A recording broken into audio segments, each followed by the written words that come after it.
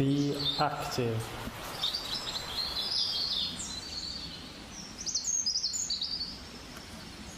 Connect.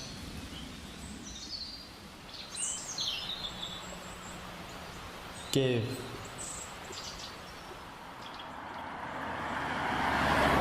Take notice.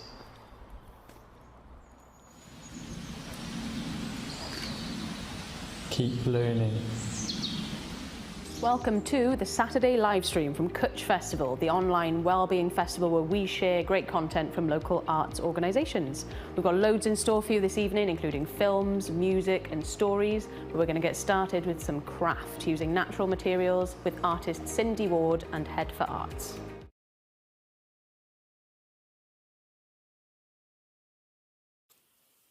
Okay, one of the festival themes that we've done over the time I've been with Head for Arts are stone painting. So here's one of a bee, and it's one of a little bird fella. And the way I do it is a lot simpler than just using paint. All we're using is a Sharpie pen, or coloured Sharpie pens, a black Sharpie pen for outlining. And this stuff is a corrector pen that you correct, like a fluid collector pen. I'll show you this. So it's one of these. And you can use a painted surface, or you can use just the plain stone itself. I just use like an acrylic, so it's very easy just to paint it on. It's better if it's a slightly dull surface, and then the tracing will go on quite nicely then. Okay, so what other things you need is if you're going to trace something, piece of tracing paper, obviously, and just draw it straight on. A little bit of transfer paper, like a little bit of wax graphite paper, and then a pencil, as I said, the micro, and a fine line black, and then obviously some coloured Sharpie pens. So process wise, all we're doing is we're going to trace our design. Now I like doing like medieval designs, like you saw that other little fella. So I'm going to trace one of these, and I was thinking I'm going to trace this one here. What's really good and really important is if you can choose the shape of your design to the shape of your stone, that makes quite a big difference to how it's going to look altogether. So I'm going to trace this around now.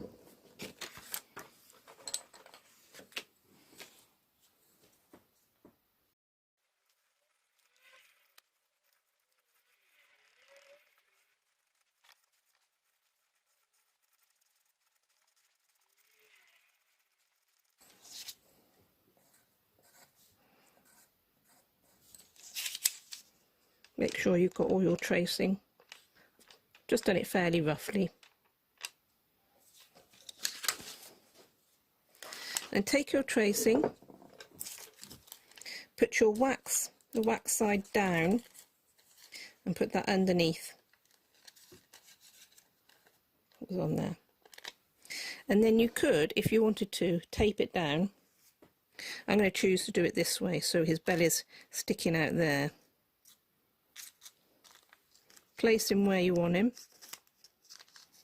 Now obviously it's a bit round, so if you hold it on, you have to hold it quite tight, or you can tape it. It's up to you. It's important not to move it once you start. I'm going to use a pen this time. I'm going to go around with a pen. Now it might be a bit wibbly wobbly because you're going on a different surface.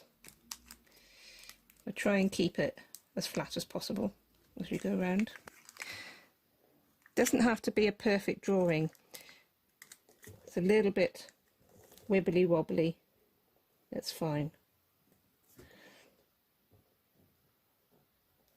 It's just a guide. It's always good to be creative, even if you're copying something. It's good to do it your own thing with it. So if it's a little bit different to the actual image that you're trying to produce, that's good, because it's your image then.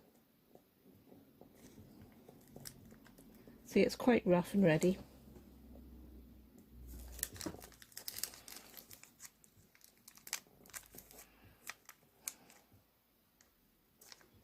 Try and hold it as tight as you can to the surface. You don't have to do all of the bits on it if you don't want to. It could just literally be a guide, so you know where to put things. And you can refer to the picture that you've got afterwards if you don't put all your marks in. So don't worry about not tracing all your marks on there if you miss something. So add it in later.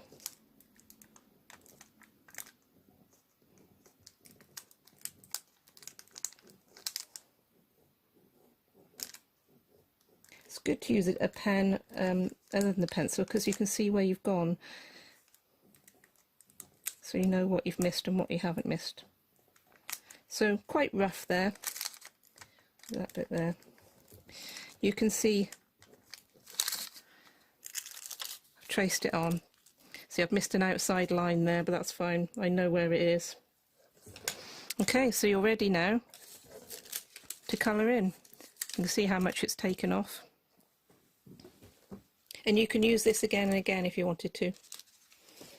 Okay, so the idea with this is where all your highlights are, you could decide, I mean, a black and white drawing like this, you can decide where you want the colour, it's up to you. But if you've got your pen first, you can sort of like pen out the areas that you want to colour in white. Now on this, his eyes are definitely white and all this is white. Lots of different whites there. But it's good to do it little bit by bit.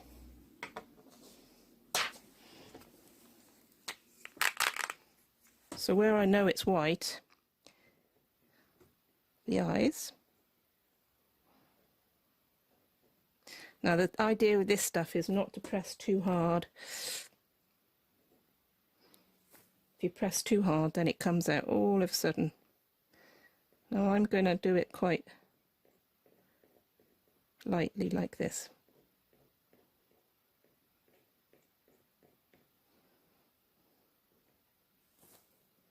And then on this bit.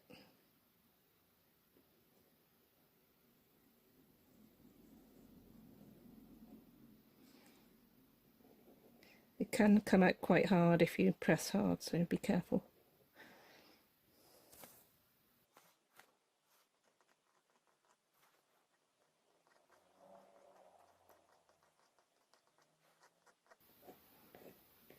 You can see I'm going over the lines quite a lot. I'm just using it as a guide, so I'm not really going terribly detailed.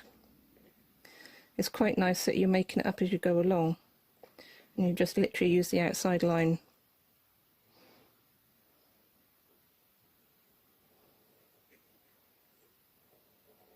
If it floods out a bit, don't worry about it, you can pull it back after.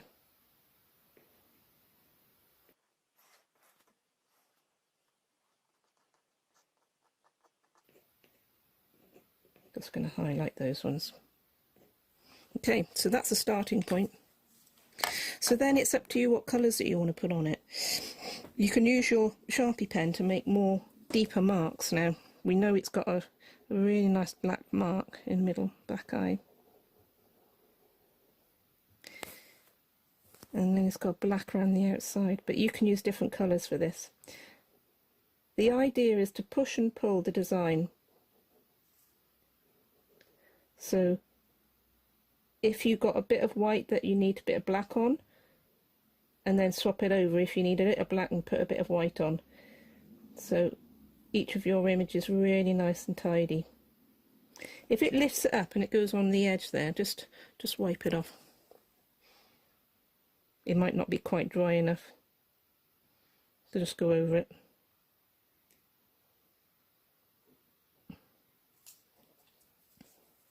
So you can let it dry a little bit. All the bits that you want to make black, you can go around.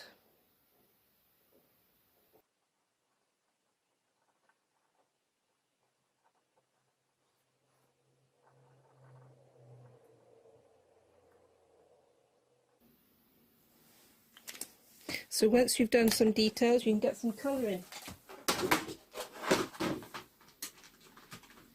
It's up to you what you want colour-wise. It's up to you what colours you want. I might go for oranges.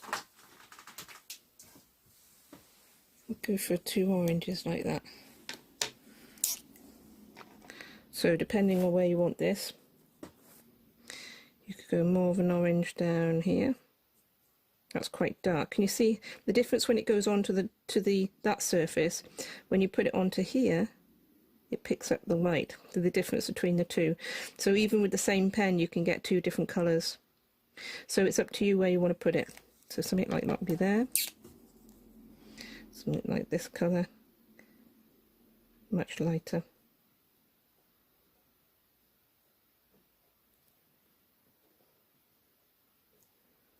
Again, if the Sharpie gets a bit of this white stuff on, just wipe the end off.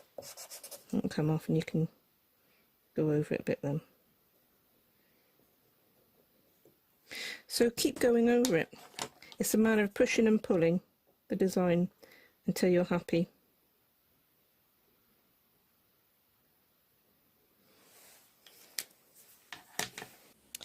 Okay, so as you can see, I've just gone on and finished a little bit more. I decided to go for a purple instead of an orange.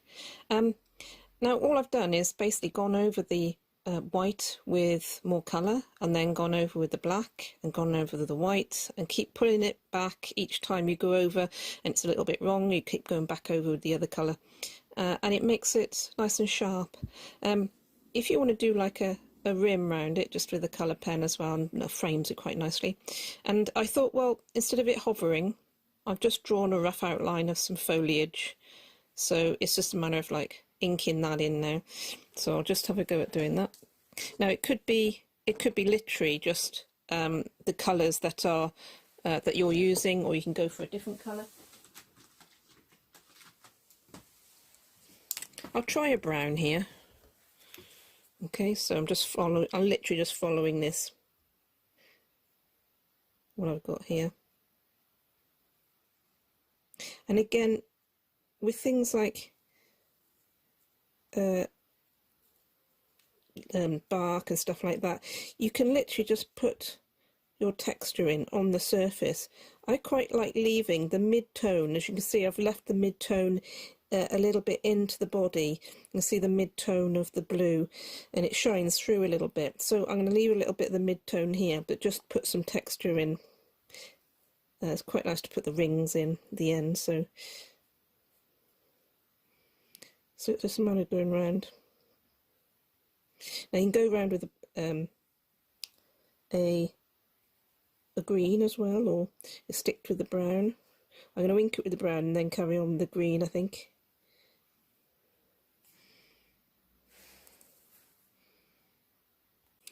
Okay, so as you can see, I'm just literally going to dot any more colour on. It's using dots is a lot easier than just doing straight lines, especially with thicker Sharpie pens.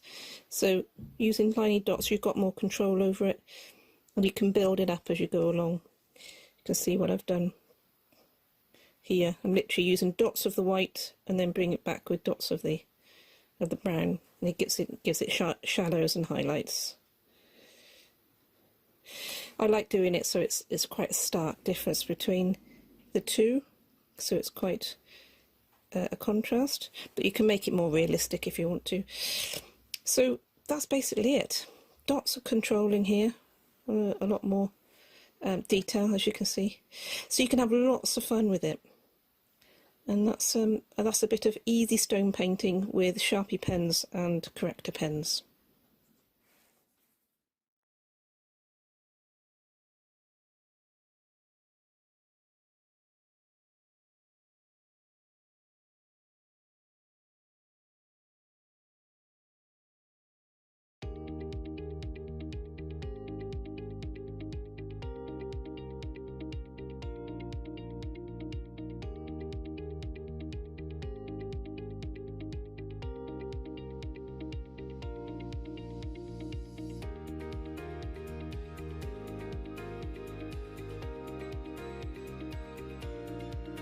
Thank you, Cindy. That seems like something we can all try. Next time you're out on a walk in the countryside, find a stone, take it home to paint.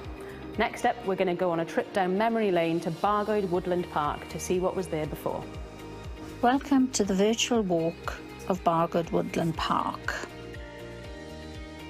The Woodland Park consists of land reclaimed from 3 former collieries, Bargoed, Britannia and Gwyl. Bargoed Colliery first produced coal in 1901 and closed in 1977 and stood on the land between the current Bargoed ambulance station and the roundabout by Morrison's petrol station. All of the recent photos have been taken by myself or my daughter Megan. The photos from the 1990s were taken by my late father-in-law Harry. I've also included some old photos of the colliery. The walk begins at the entrance to the park next to Bargoed ambulance station. During the construction of the park and bypass, the Rummy River was rerouted, but I believe the path takes you through the former timber yard. This is what the timber yard probably looked like. As we continue up the path, our Bargoed is to our left and Bargoed is to our right. This is approximately where the gas storage tanks and the byproducts works were. The first old photo shows our Bargoed in the background and a gas tank on the left-hand side. The second photo shows Bargoed in the background with a viaduct, the old mill pub and a gas storage tank in the middle of the photo. This is where, approximately, the ambulance room stood. It stood at the bottom of those 101 steps that took you from the station road down into the colliery. I remember being patched up by the colliery nurse after cutting my head in school. This image shows a typical ambulance room. Opposite to the ambulance room stood the colliery baths and canteen. Every Christmas there would be a children's party in the canteen. These photos show typical colliery baths and a canteen. On the opposite side of the river to the ambulance room, baths and canteen stood the north and south winding houses. The winding house wheels were once a common sight in the valleys of South Wales. Facing the roundabout on the right-hand side of the river, the path is not tarmacked. It is also important to note that because the Rummy River was rerouted, it is difficult to say exactly where the following buildings stood. But my father remembers there being an explosives department, an area for electricians, timekeepers, a lamp room, managers' offices, carpenters and the blacksmith. This image was taken by a Swedish photographer and shows these buildings on the left of the photo. This image is a standard image of a lamp room and a traditional miner's lamp. Eventually, following a slight incline, you reach the roundabout. The Rummy River now runs through a tunnel beneath our feet. From this point, you would have been able to see the colliery and washery and coke discharging and quenching works. The path leading from the roundabout back towards the ambulance station is also not tarmacked, but it is not so overgrown as the other side. Halfway down the path forks and we took the right-hand path. This path is quite narrow but very pretty, with running water from the culverts and views across to Bargoed. The path rejoins the tarmac path on what was the old railway line which ran from Rumney to Newport. From here there are great views back across the valley towards Bargoed. and what would have been the timber yard. The path follows the old railway line with very few reminders of its industrial past until you find the remnants of an old platform near the entrance opposite the Travellers' Rest. At the entrance of Quarry Row, there is what is left of the old railway bridge.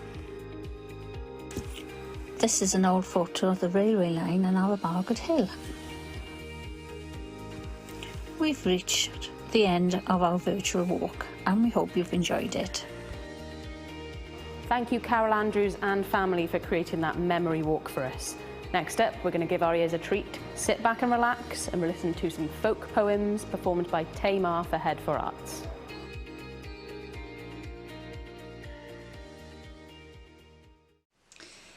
This is a story from the Occitan valleys in Italy. And it's a story about the Saravan. Now the Saravan, they're strange little forest-dwelling creatures, little people, sprites, fairy folk. And a lot of them are hairy all over, and they also have goat feet, which they're very embarrassed to show. And this story begins with a place called Giaconne de Melle.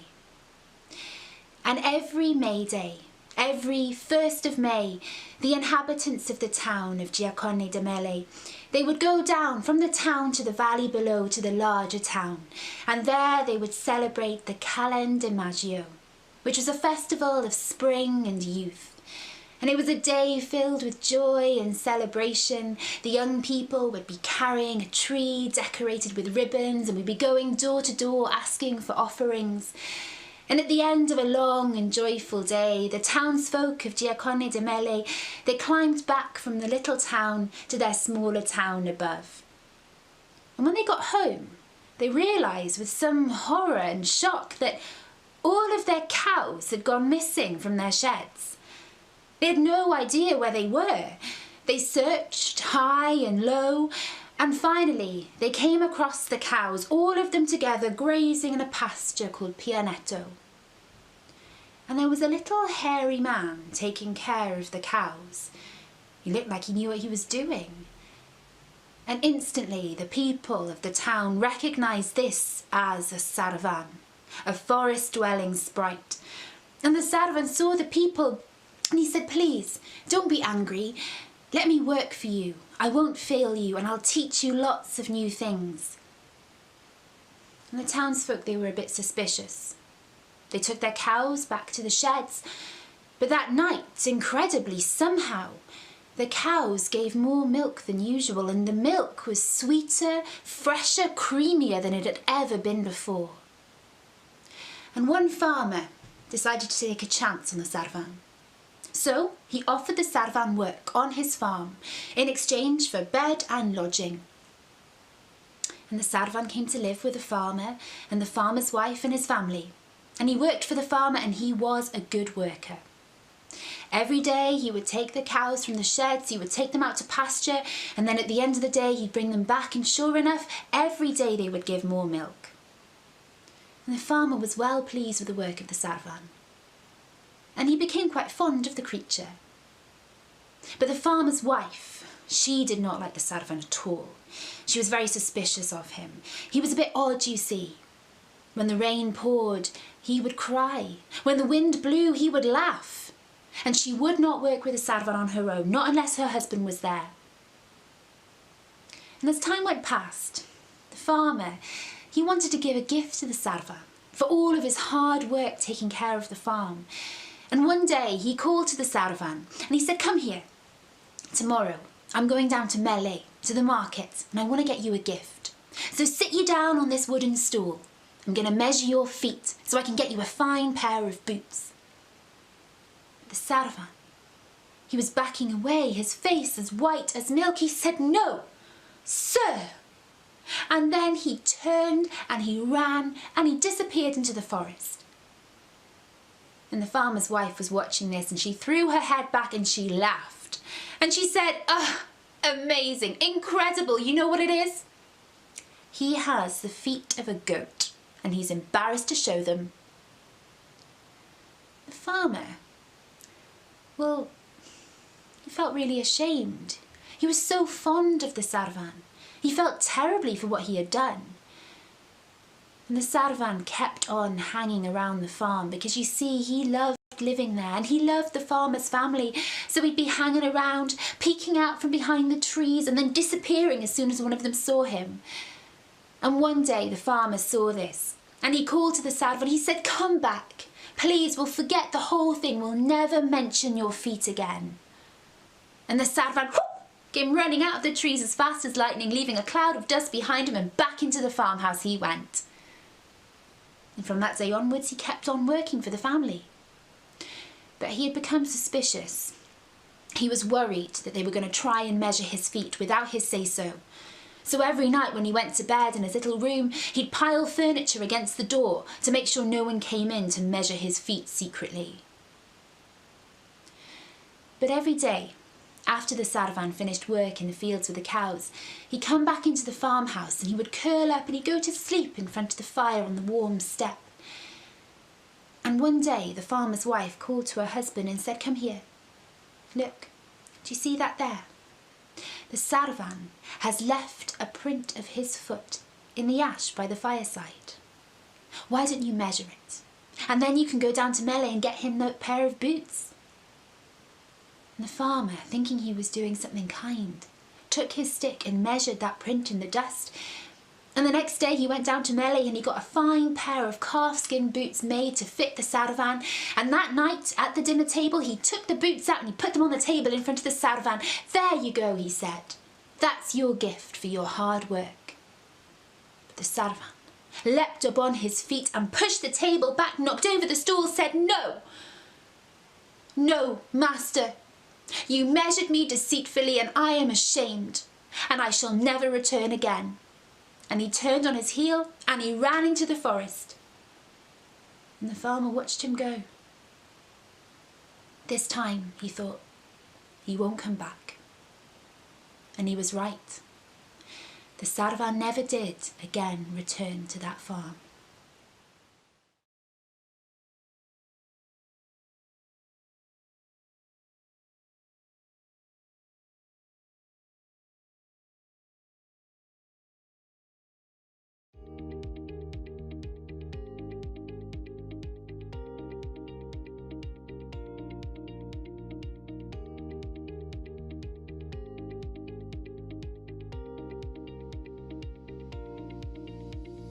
Another short poem for you now, performed by Patrick Jeremy as part of Inside Out Cymru's show back in March before the lockdown. Why do we sing? There are strings and things and drums that beat. There's even happy dancing feet. And then it comes, quite untold, that song, that misty mountain's cold. The dwarves of yore, that warrior race, ferocious foes and worn stout friends who dig so deep below. And in the dark they're unafraid, but in that dark they have a dread, and in that dread their song begins. So they sing along with friends, so they know they're not alone. There are strings and things and drums that beat, there's even happy dancing feet. And then it comes, quite untold, that song, that misty mountain's cold. That's why we sing.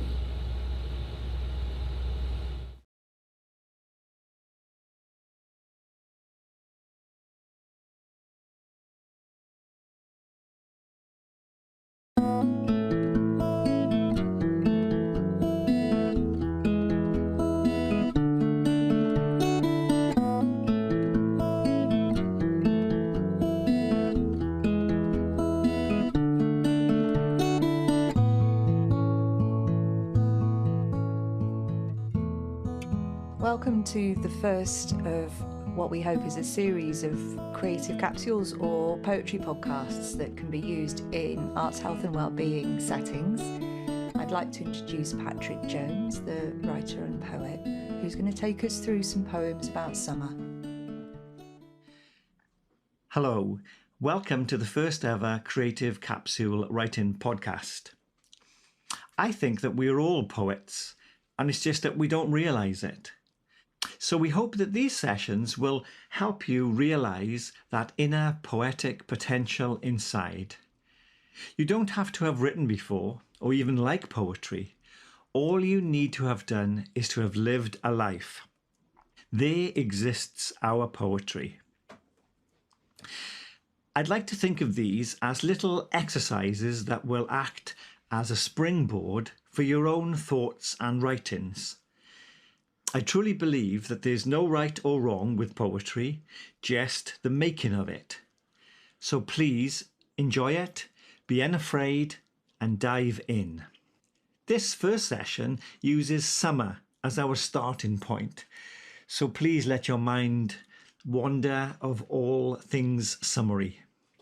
Firstly though, like athletes, writers need to warm up gently. These cold muscles, perhaps dormant for years. As you know, our brain is a muscle too, and one that we sometimes neglect to stretch and train. Poetry is an excellent way to wake up those sleepy neurons and build stronger pathways. You'll be surprised how poetry can affect other parts of our being, as well as the pure enjoyment of words. It can build confidence, make us feel more grounded in a shaky world. It will make us feel more connected to others and the earth we walk upon. I believe that by writing, we can fire up feel-good chemicals in our brains, such as serotonin, which actually can lift our mood. Writing and reading poetry can make us feel less alone. It can comfort, communicate, lift and help us to work out problems. I could go on, but let's start with a quick warm-up exercise. I call this mind yoga. So, firstly, no writing. Take a few deep breaths. Start in your stomach and fill your body up with all that life-giving air. Let's get some oxygen to our brains, ready for poetry. This is also very calming and activates the vagus nerve, which is responsible for communicating with many organs in our bodies and important in helping us relax those frazzled nerves. So, breathe. Feeling calmer now? Perhaps. Good. So with poetry, I think it's all good to get in a good zone in our minds. So, simple little starting points. Let's think of a few of our favourite words. Anything. Remember, there's no right or wrong, and whatever first comes to your mind, that's wonderful. Just listen to their sound and what pictures they create in your mind. I'll give you a few of mine. Coffee cup, tranquil, resonate. And my favourite, cackle fart. Now, you may not have heard that one before. It is a long forgotten term for eggs. And I just like saying it, cackle fart. You can ask Susie Dent if you don't believe me. So maybe you can just share with a partner or someone next to you some of your favourite words, and you'll be surprised how and what they conjure up. Secondly, this is my favourite warm-up. We are talking smells. Smells are so powerful in our memory. So, if you could take one smell to a desert island, what would you take and why? This may seem a really simple piece of knowledge, but try it and let's see where it takes us. So, one smell to a desert island, what would it be and why? Share this with one of the group and you'll be surprised what unfolds. Again, a few of my favourites. Cut grass, tobacco smoke, bacon frying, fresh bread, and the sea. Always seem to crop up, but what is special to you? So, now we're warmed up, we could run a marathon, hopefully. I hope you're still here and you haven't left. So we're thinking about summer. Smells, tastes, images, textures, people. I'm sure we've got so many summer thoughts locked away in our minds. So first off, I would like to share a few poems or parts of poems to get us into that zone. So you can let your minds wander and have a listen. Firstly, we're going to look at gardens. And there's a beautiful poem that I'm going to share by Andrew Marvell, and it's a section from his poem, The Garden. Fair quiet, have I found thee here, and innocence, thy sister dear? Mistaken long, I sought you then in busy companies of men. Your sacred plants, if here below, only among the plants will grow. Society is all but rude to this delicious solitude. What wondrous life in this I lead.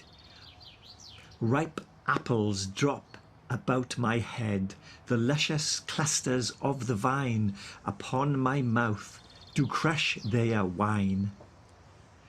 The nectarine and curious peach into my hands themselves do reach, stumbling on melons as I pass, ensnared with flowers, I fall onto the grass.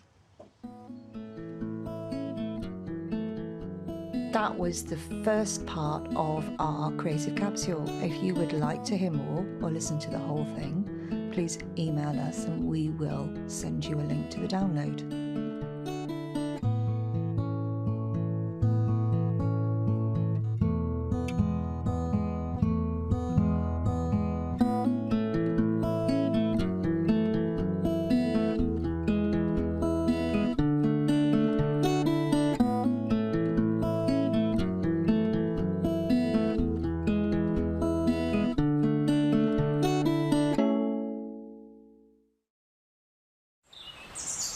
Be active.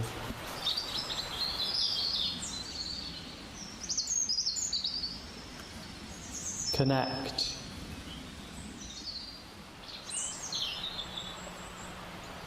Give.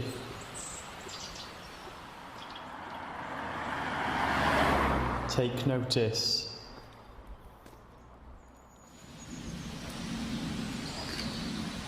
Keep learning.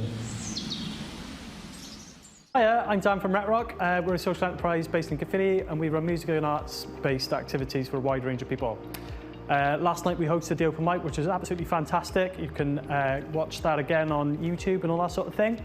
I just wanted to show you a little video from a project we ran last year which covered art, music, drama and dance in the community, and we actually put on a one-day arts festival in Blackwood Miners Institute. We're going to show a short video about this event, followed by a short drama film we made on the project, which is called I'm Here to Help. The film was written, directed and edited by participants on the project. We often work with people who have mental health issues, unemployed people, people with low confidence, or just people who want to be part of their community and get involved with the arts. So if you know anyone interested, then please get in contact via email or via Facebook or anything like that. After that, I'll actually be playing the guitar in a sing-along version of Living on a Prayer by Bon Jovi. So sing along if you know the words, and here we go.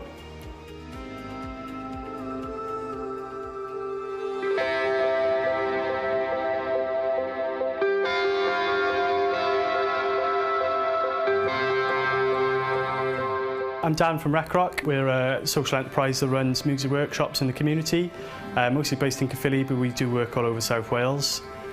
The kind of skills that participants get out of the project are confidence, team working, communication skills, all that kind of thing, which hopefully will get them from where they are now to the next stage. And we'll often work with people then to come up with some goals in order to help them improve their lives in some respect.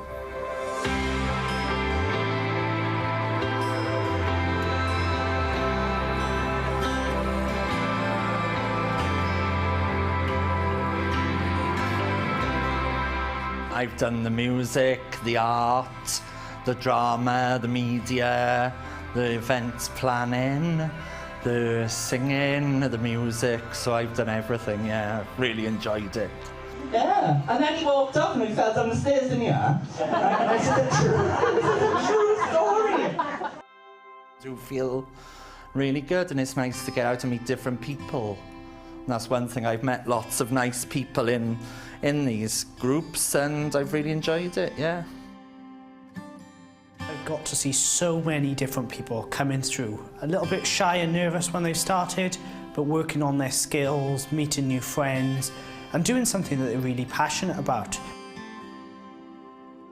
Exploring songs and musical instruments that I've never used before, so I got to have a go on a keyboard, also the electronic drums and the bass, and I also been singing in 2 songs in the group. Well, I was a bit aimless, you know. I was still doing photography and stuff like that, but I wasn't really playing music, so RecRock really got me into build my confidence up to play music. Now I write songs, so those what I do that. So. What is there to say about it? It's come out quite close to, in terms of like what I was trying to evoke with it, it's come out quite close to what I wanted, even if it doesn't look exactly like it looks in my head, but I just put the paint on the canvassy thing until it looked like that. When it comes to music, it feels more natural. So yeah, it's just natural for me to do music. The part of RecRock I've been doing is the comedy element and the music development as well, sort of writing songs and learning sort of how to present myself on stage. So yeah, basically we phoned up this wee restaurant. Hang on, 1 decade. That's better.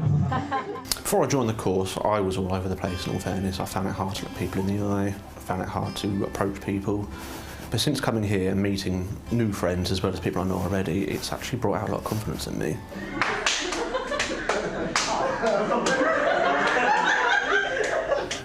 The music production side of it is just getting together with people, and and it's been useful for me because it's helped us form a band together, which is really good. Yeah. So I asked the wife for some advice, and she said, play a part when you're on stage and it'll all be easier. So tonight I'm playing the part of an autistic fool who's terrified, has no inflection or timing. Parts I've been involved in with RecRock has been mainly music, which has been helping people with songwriting, how to perform in a band, organising events, organising gigs together, and it's really enjoyable. I really like it.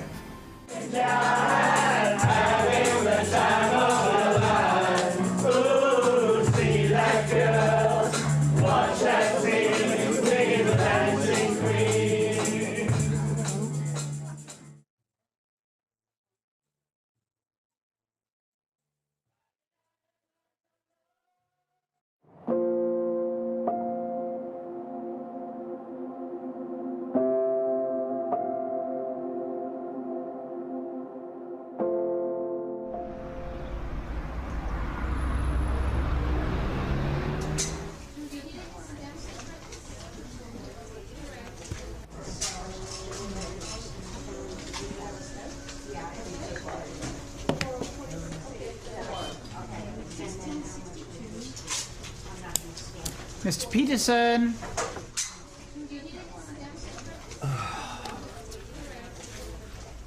Mr. Peterson.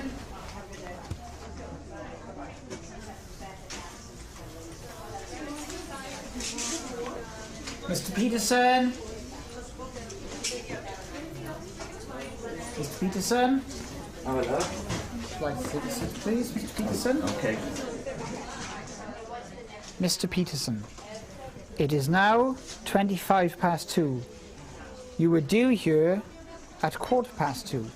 I would appreciate it if in future you would be punctual and on time. Oh, I've been out in the waiting room half an hour. Anyway, here is your new claim pack. In this book, you will write down everything you have done over the last 2 weeks to find work. Yeah, sorry, is this going to take long? Only I've got to get home to my wife. She's terminally ill. Mr. Peterson, I have been working for the Department of Work and Pensions for more than 10 years. I have heard it all before. This is dealing with a training course, actually, about how to find work. Okay. If you take that as well. This might help you. And I will make you an appointment now for 2 weeks' time.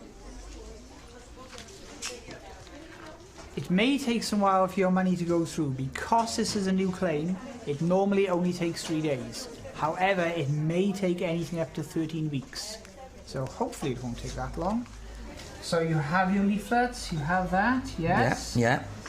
Anyway, I shall see you again now in 2 weeks' time at 2:30. Thank you very much, Mr. Peterson. We're always here to help. Okay, thank you.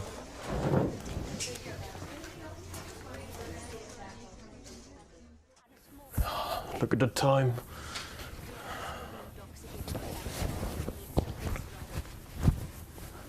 Mum, I really can't stay here for more than 2 minutes.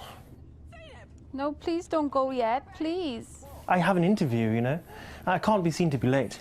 Yeah, but you just can't go yet.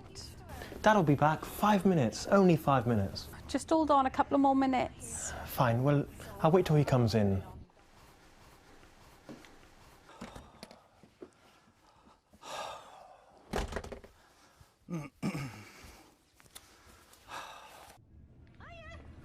Oh, I'm so sorry I'm late. Oh, love, I'm so sorry. That's all right. I love you both. I really need to go. Right, best of luck, love, and Thank let you. us know, okay?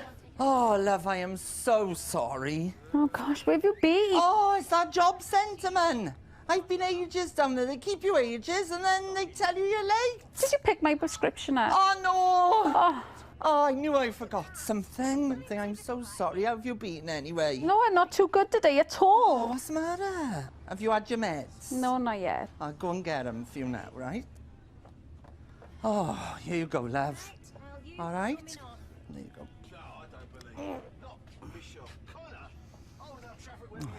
How have you been? Gosh, my stomach's really, really bad today, and you've been gone ages. Oh, love, I couldn't help it. Do you want dry toast? Please. Yeah, it was a bit of a long one today. You know, I had a new claim I had to make.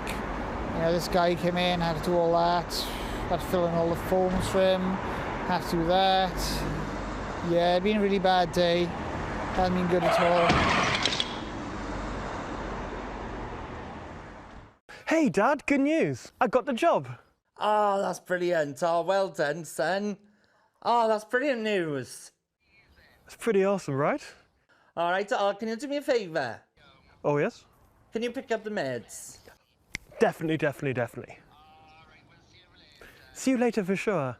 Thanks so much. Love you very much. Legs broken in 2 places. Cracked ribs. Gonna be off for quite a bit. About 3 months, the doctor said. Doctors got me dosed up on this stuff. It's called Zapane or something. Pretty strong stuff. It's supposed to be sending some kind of carer over. Should be here soon. Actually, I'm gonna have to go. Someone's just pulled up outside. Speak to you again. Here we are. This looks like it.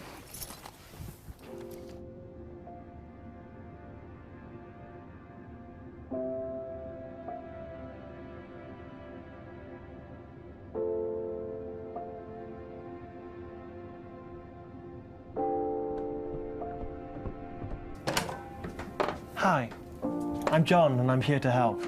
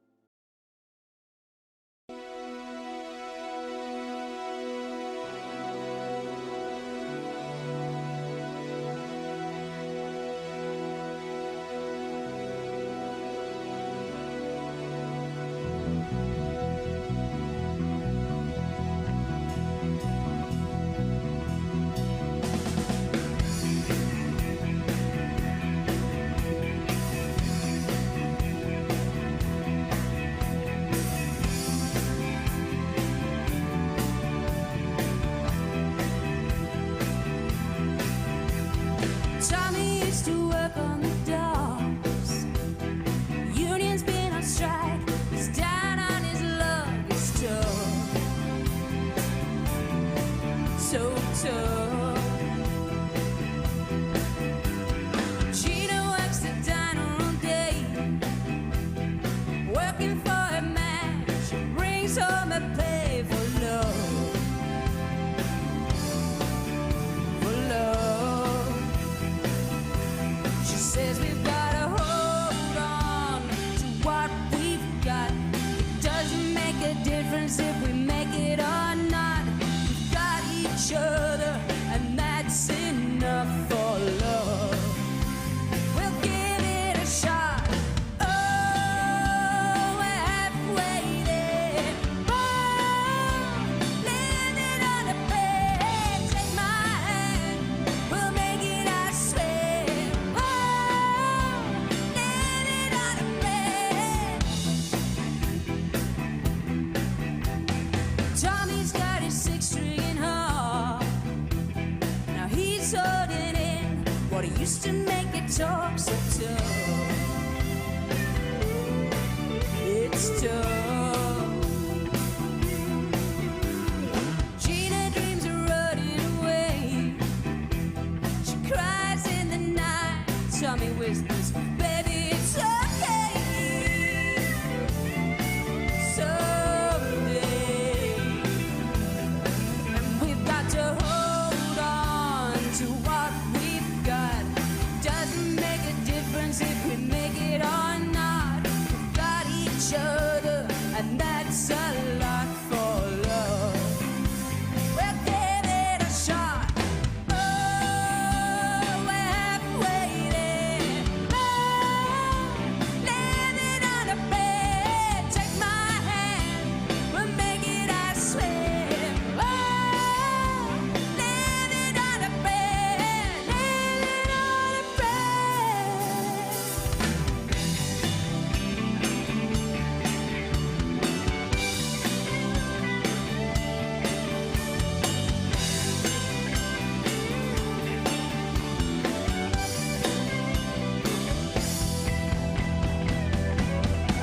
We've got to hold on, ready or not. You live for that fight when it's all that you've got. Whoa, we're halfway there. Oh, living on a bed. Take my hand, we'll make it, I swear. Oh, living on a bed. Whoa, we're halfway there. Oh, living on a bed. Take my hand, we'll make it, I swear. Oh, living on a bed. Living on a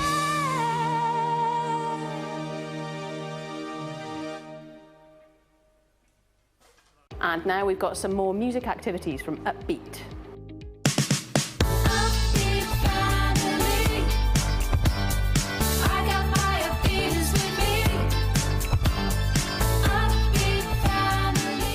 Hi, it's us again, Upbeat Music and Arts. Today you'll need a couple of pens or pencils, drumsticks if you have them, permission to play a chair or something similar, because we're going to teach you the basics of drumming. So quick, run and find some pens or pencils. You can still join in just using your hands though, don't panic. Enjoy yourselves. Can they be that close? Just let me stay for. We aim to make musicians of all of you. Are you crazy? What are you going to do now then? Well, today we're going to be doing some chair drumming. Chair drumming? Really? Yes, chair drumming. What on earth is that? Well, it's drumming on a chair. Show us how it's done then.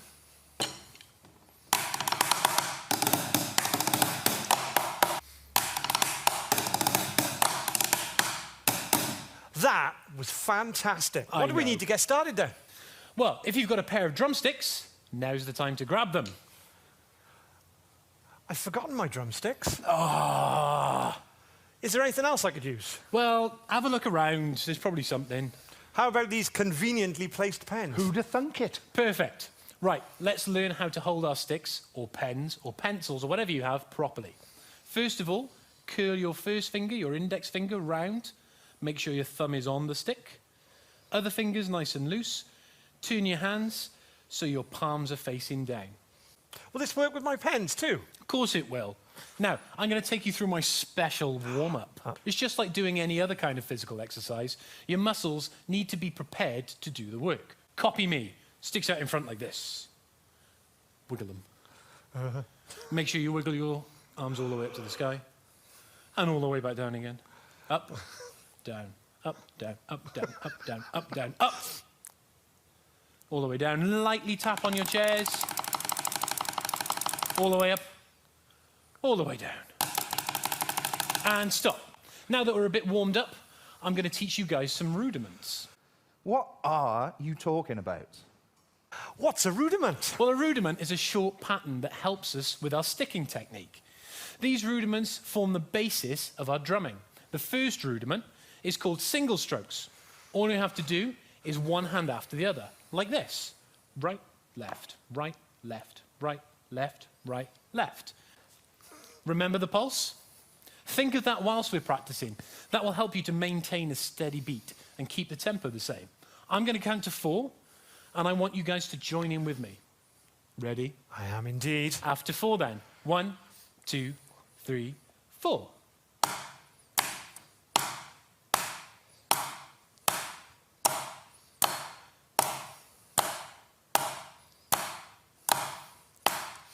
And stop. Excellent. Why don't we use some of the mini beats from our last lesson? Yes, that's a great idea. Using single strokes, I now want you to play 4 slugs and then 4 spiders, like this. Slug, slug, slug, slug, spider, spider, spider, spider.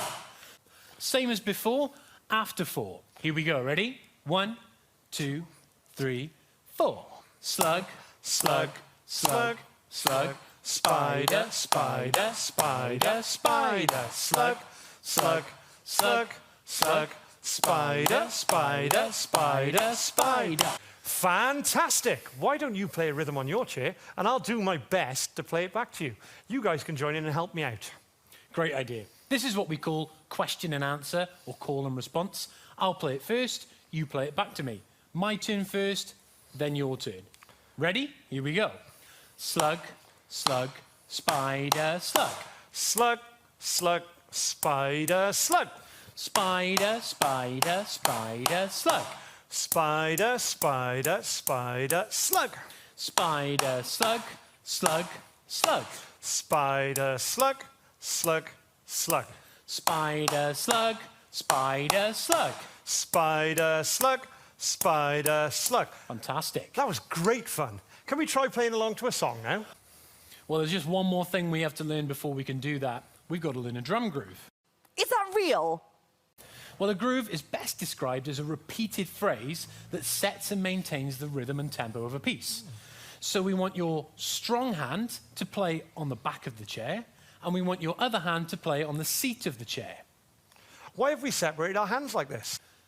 Well, it basically mimics the way that we would play on a real drum kit. We'd have our strong hand on the hi-hat, we have our other hand on the snare drum. The high what? Don't worry about that. We'll get into that later.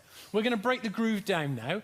So on beats 1, you're going to play just your strong hand. Got that? I've got it. Then on beat 2, we're going to do both hands together. Nice. Then beat 3, we're going to do just your strong hand again. And then on beat 4, both hands together. I've got it. So it's going to go like this. I'll count to 4 before we start. 1, 2, 3, 4. 1, 2, 3, 4. 1, 2, 3, 4. Have a quick practice of that.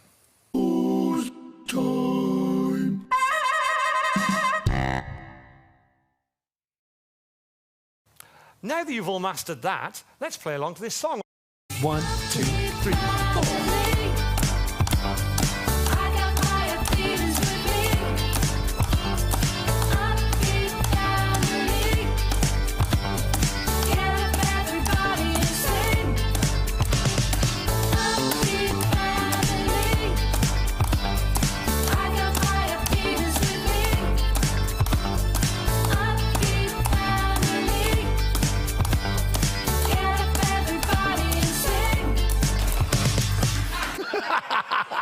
What are you going to do now then?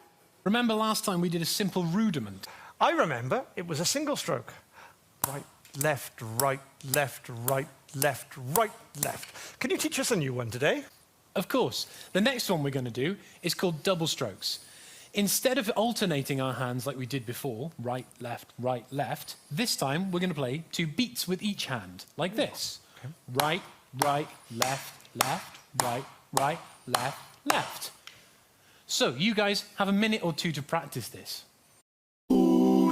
Time.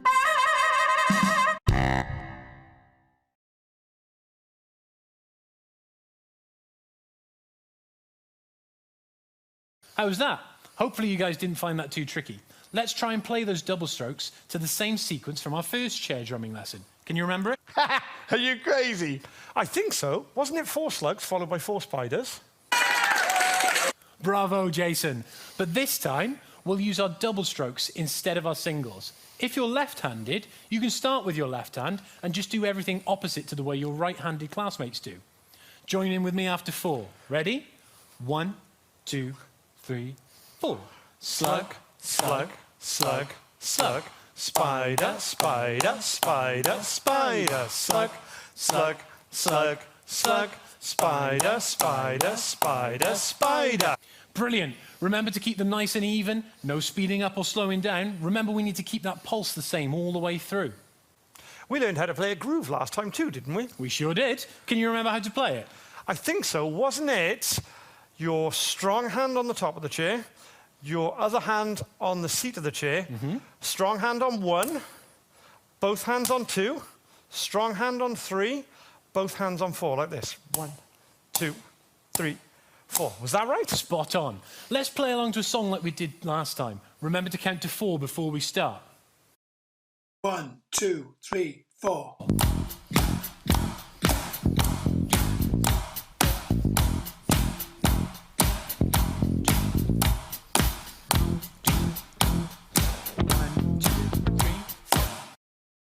Oh, that was good. Right, let's add some new stuff in. If we were playing a real drum kit, we'd be using our feet as well as our hands. There's the massive drum called a bass drum that sits on the floor and you use a pedal to play. But how are we going to use our feet if we haven't got any pedals? Here's where we can use our body percussion. We've been stamping our feet with Charlotte, haven't we? Oh yeah, that kind of sounds like a bass drum. It's the closest thing we've got to a bass drum right now. So here's what we're going to do. Whilst we're playing our groove with our hands like we did before, when we count beats 1 and 3, we're going to stamp our foot on the floor, like this. 1, 2, 3, 4. 1, 2, 3, 4. So, on beat 1, we have our strong hand, and we stamp our foot. On beat 2, both of your hands. On beat 3, strong hand and your foot again. And beat 4, both hands.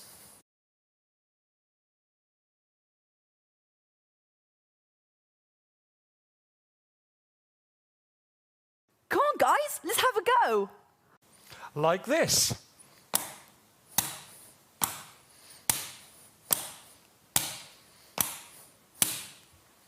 That's simply glorious, Jason.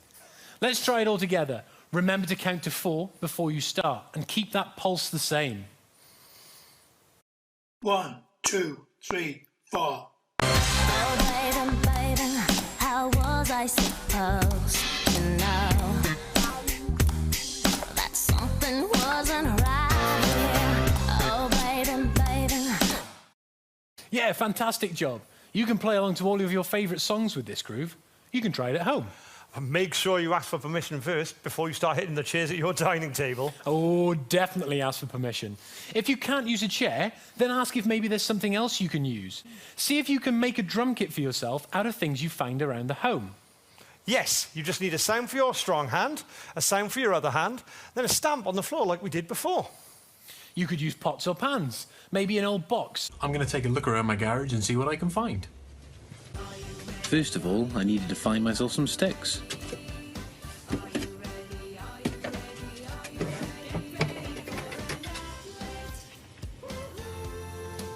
And I had to find some stuff to actually make the drum kit with.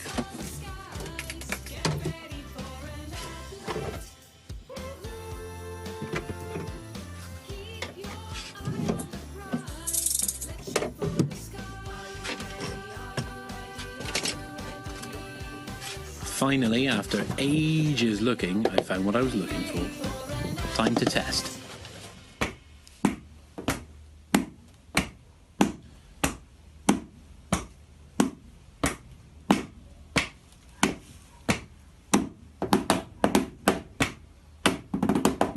Not bad, but I didn't really like the sound of the back of the chair, so I thought I'd better find something to make a different sound.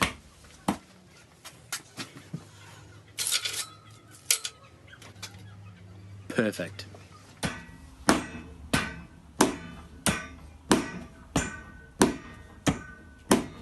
I thought it sounded much better with two different sounds. There's tons of different sounds you could use. Why not have a go yourself? Get ready for an uplift. How fan-dabby-doozy was that? What instruments will you find? I'm going straight to my shed. Well, we sincerely hope you enjoyed that episode and you've now got a clearer understanding of how drumming works at the basic level. Anyway, thanks for joining us in the Cwtsh Festival and enjoy the rest of it. We're Upbeat Music and Arts, and you can follow us on our social media streams on the screen now.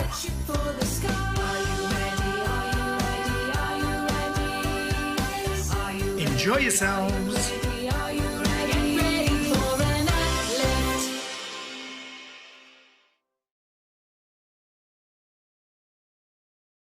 Thank you, Upbeat. Now, did you see the bedtime story yesterday? Because today, Mike Church is back. He's going to be reading you another story called Won't You Come to My House for Tea? This one was written by parents and children as part of the Petra project. We hope you enjoy. No, we are going to play tag and I will catch you. It is my favourite game. Oh, hello. Oh, sorry, it's only me, Mike. I've just come to tell you a story. I was just playing Vikings and invaders with, and colonialism, you know, and how bad it is. But I've come to tell you a story as part of the Cwtsh Festival. It's Saturday night at the Cwtsh Festival. How exciting is that? I hope you've watched lots of things and you've done lots of things on your computer, following the Zoom festival, arts and crafts and stories, all sorts you can do. An art session, lovely. Now, I'm going to tell you a bedtime story. Like if you were with me last night, I told the one last night of the elephant who forgot. Well, tonight's story is called Won't You Come to My House for Tea? And it's got a wolf in it. And it's all about how to make friends. Now, I've got lots of friends who aren't very good at making friends. It's funny that they're friends with me then. Anyway, here's one of them now. Here's one of my friends who's not, yeah, I know. Yeah, that's all the people from Caerphilly. Are you going to say hello to them? Yes, that's you saying hello. Now, we're going to tell a story. You love stories, don't you? And it's nearly time for your bedtime story. I'll just tell this one, and then I'll come and tuck you in and tell your story, okay? Now, you're going to have to, yes. Don't try and eat you can't try and eat that, okay? That's the people of Caerphilly, yes. You go off there and I'll tell you a story in a little bit, okay? Okay, say bye-bye. Is that you saying goodbye? Okay, off you go. Now, Little Monster's not very good at making friends. That's one of my friends. And, oh, here comes another one. And he's not very good at making friends either. Yet here he is. This is Lionel. That's your name, isn't it? Yeah. And Lionel, you're staring at all the people. That's all the people from Caerphilly. Do you want to say hello to the people of Caerphilly? No. You don't want to say hello? No. Oh, okay. Well, I'm just about to tell them the story of Won't You Come to My House for Tea? And this is one of your favourites, isn't it? Yeah. And you like it because the wolf sounds a bit like you, doesn't he? Yeah. And you're not a wolf, you're a lion, so you're even up the evolutionary, you're up there really at the top of the food chain, aren't you, pretty much, apart from us. And yeah, so I'm going to tell them that story about making friends, okay? Yeah. So why don't you go off with Monster, look, and just go and play in the sand pit for a minute while I tell this story, and then it'll be time for your bed, and I'll tuck you in, we'll have a story, okay? Yeah. You going to say goodbye to all the people from Caerphilly? No. Not going to say goodbye? No. All right. Sorry. Off you go. Well, See, he's not very good at making friends with people, you see. Let's get on and tell the story. Saturday night, the Cwtsh Festival in Caerphilly, and here we are with our bedtime story called Won't You Come to My House for Tea?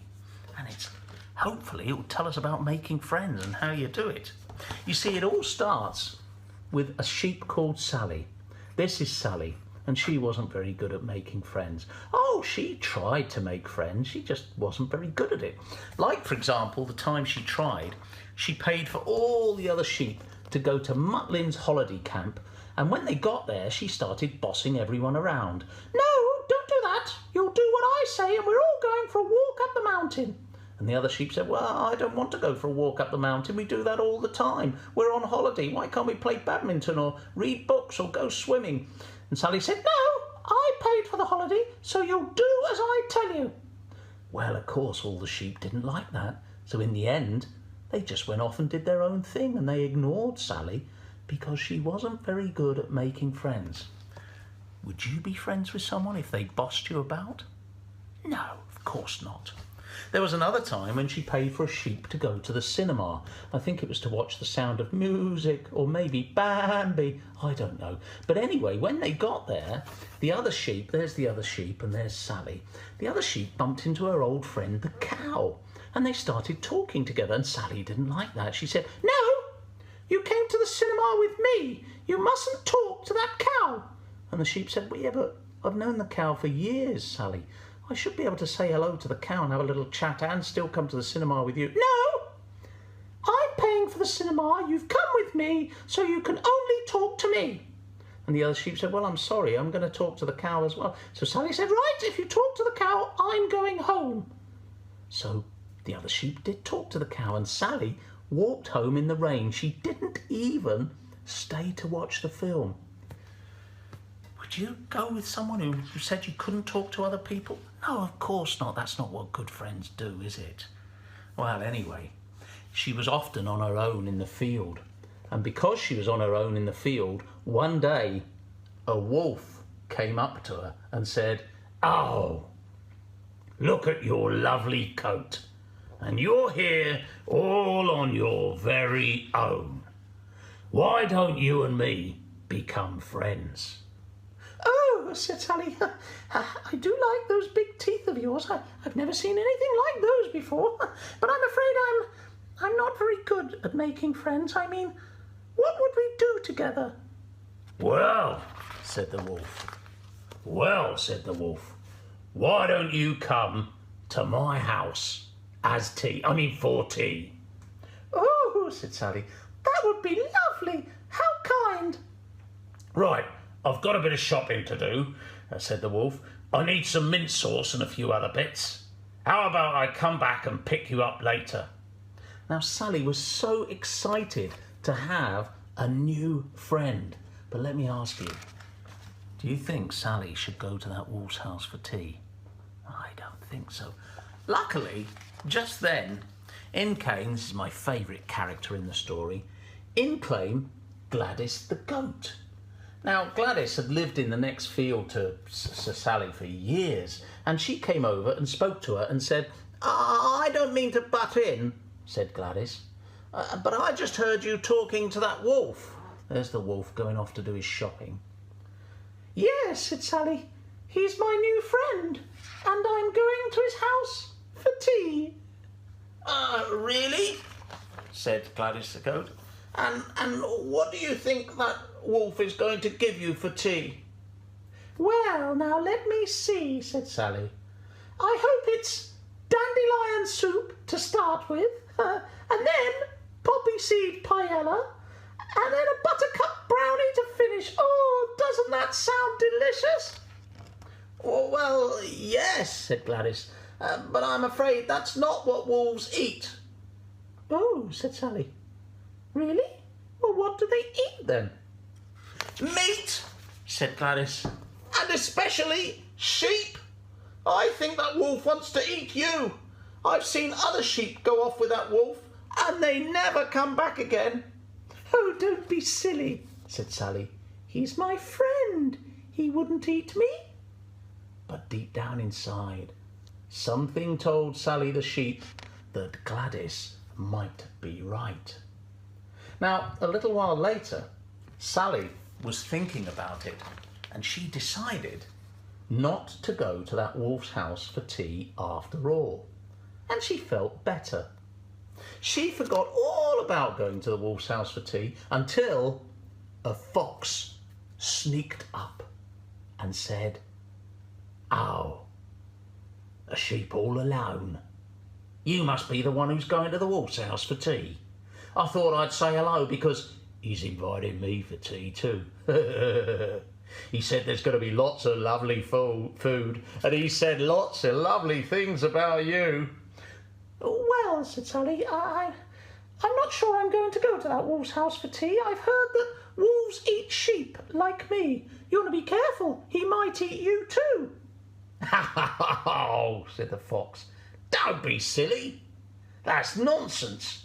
I've known that wolf for years and he's never eaten me.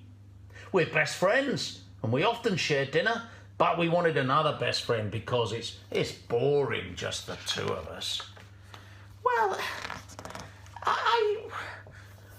we're going to do some howling and some dancing, and we're going to play Twister. Please say you'll come. You can go first on the karaoke."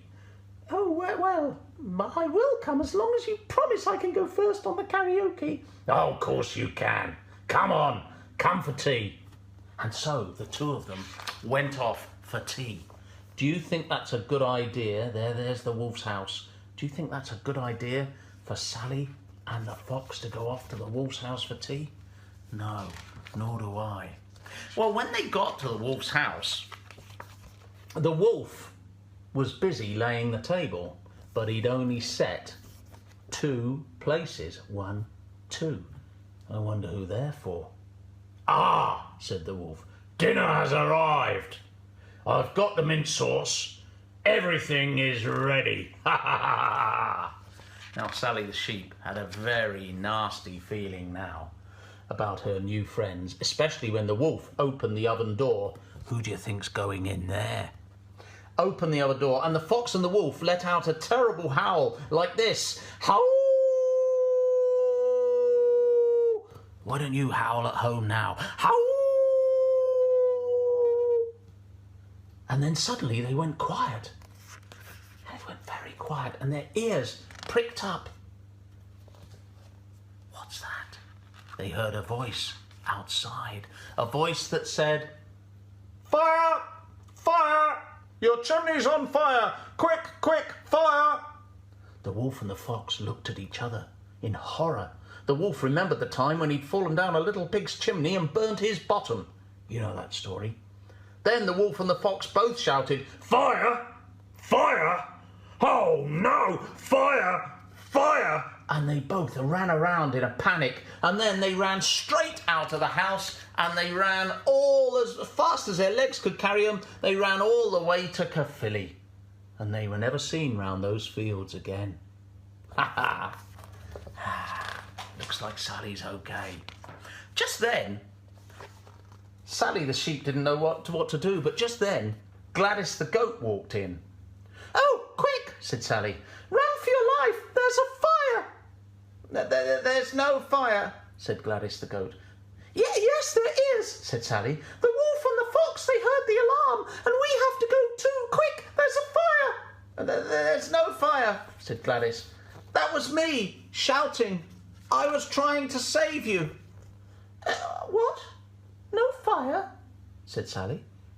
"You mean you were doing that just to save me?" "Yes," said Gladys. "Real friends, Sally. They stick up for you in times of trouble. They tell you the truth, and they believe in you and give you good advice." "Oh," said Sally, I'm a fool. Oh, you've been my friend all along, Gladys. I will never, ever forget that." And do you know what?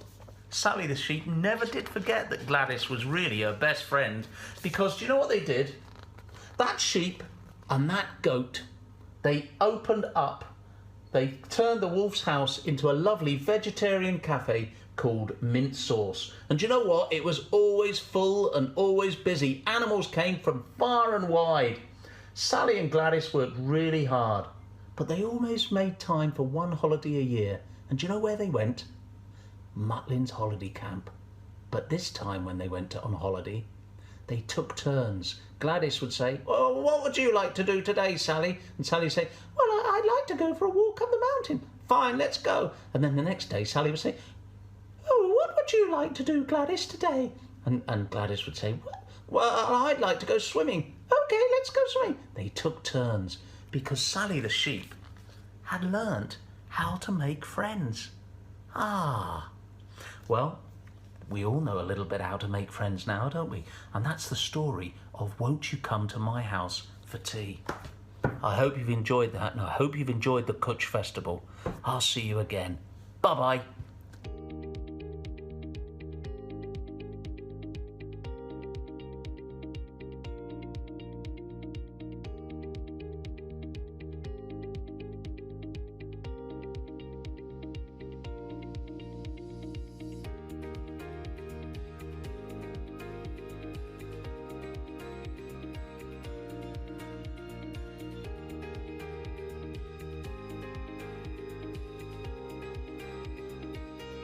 Thanks, Mike. Now we're going to welcome back Tamar with another folk story for us in Welsh. You can find the English version on our Facebook page.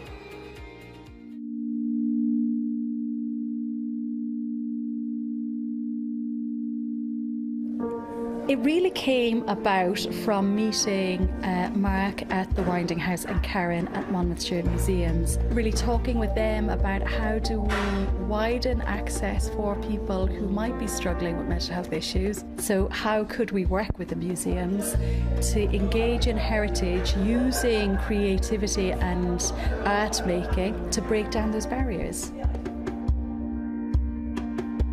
The Cabinet of Curiosities asked the participants to have a look at what was in the collection in the museum and to find a way to respond to the objects or the concept of what the museum tries to put over. The way that we went about it was asking them not really to focus on what things are in a factual sense, but to look at it from a creative response. So basically, being where we're situated in Newtratega, there's obviously like a mining town.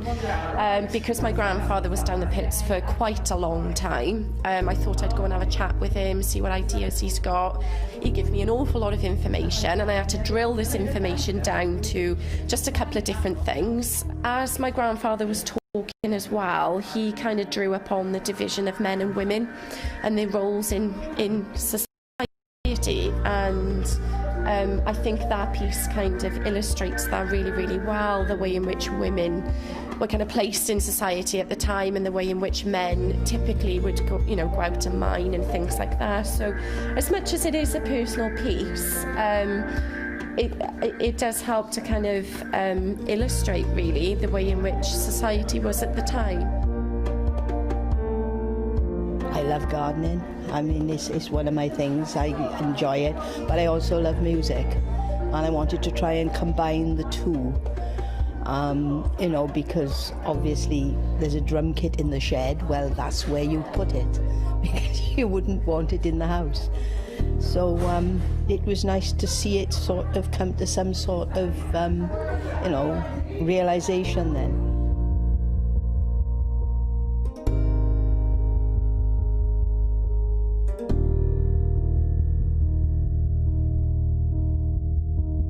As an artist, living fantastic. Working with the group I was very lucky, had other artists working with me as well, who's one of the participants, and people who know the museum in the area quite well. So we had lots of information and lots of starting points.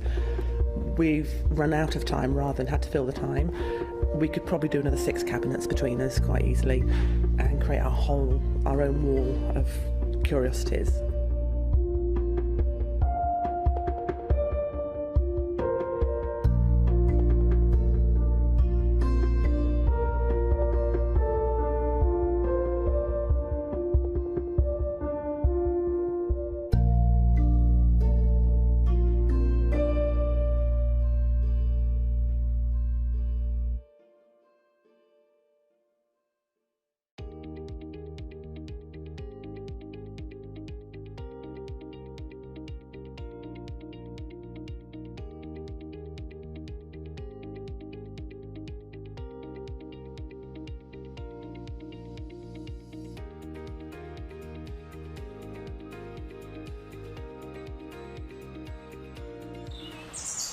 Be active.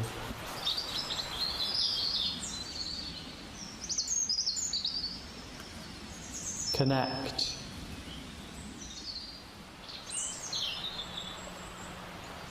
Give.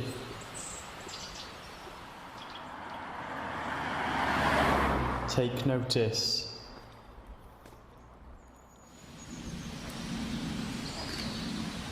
Keep learning.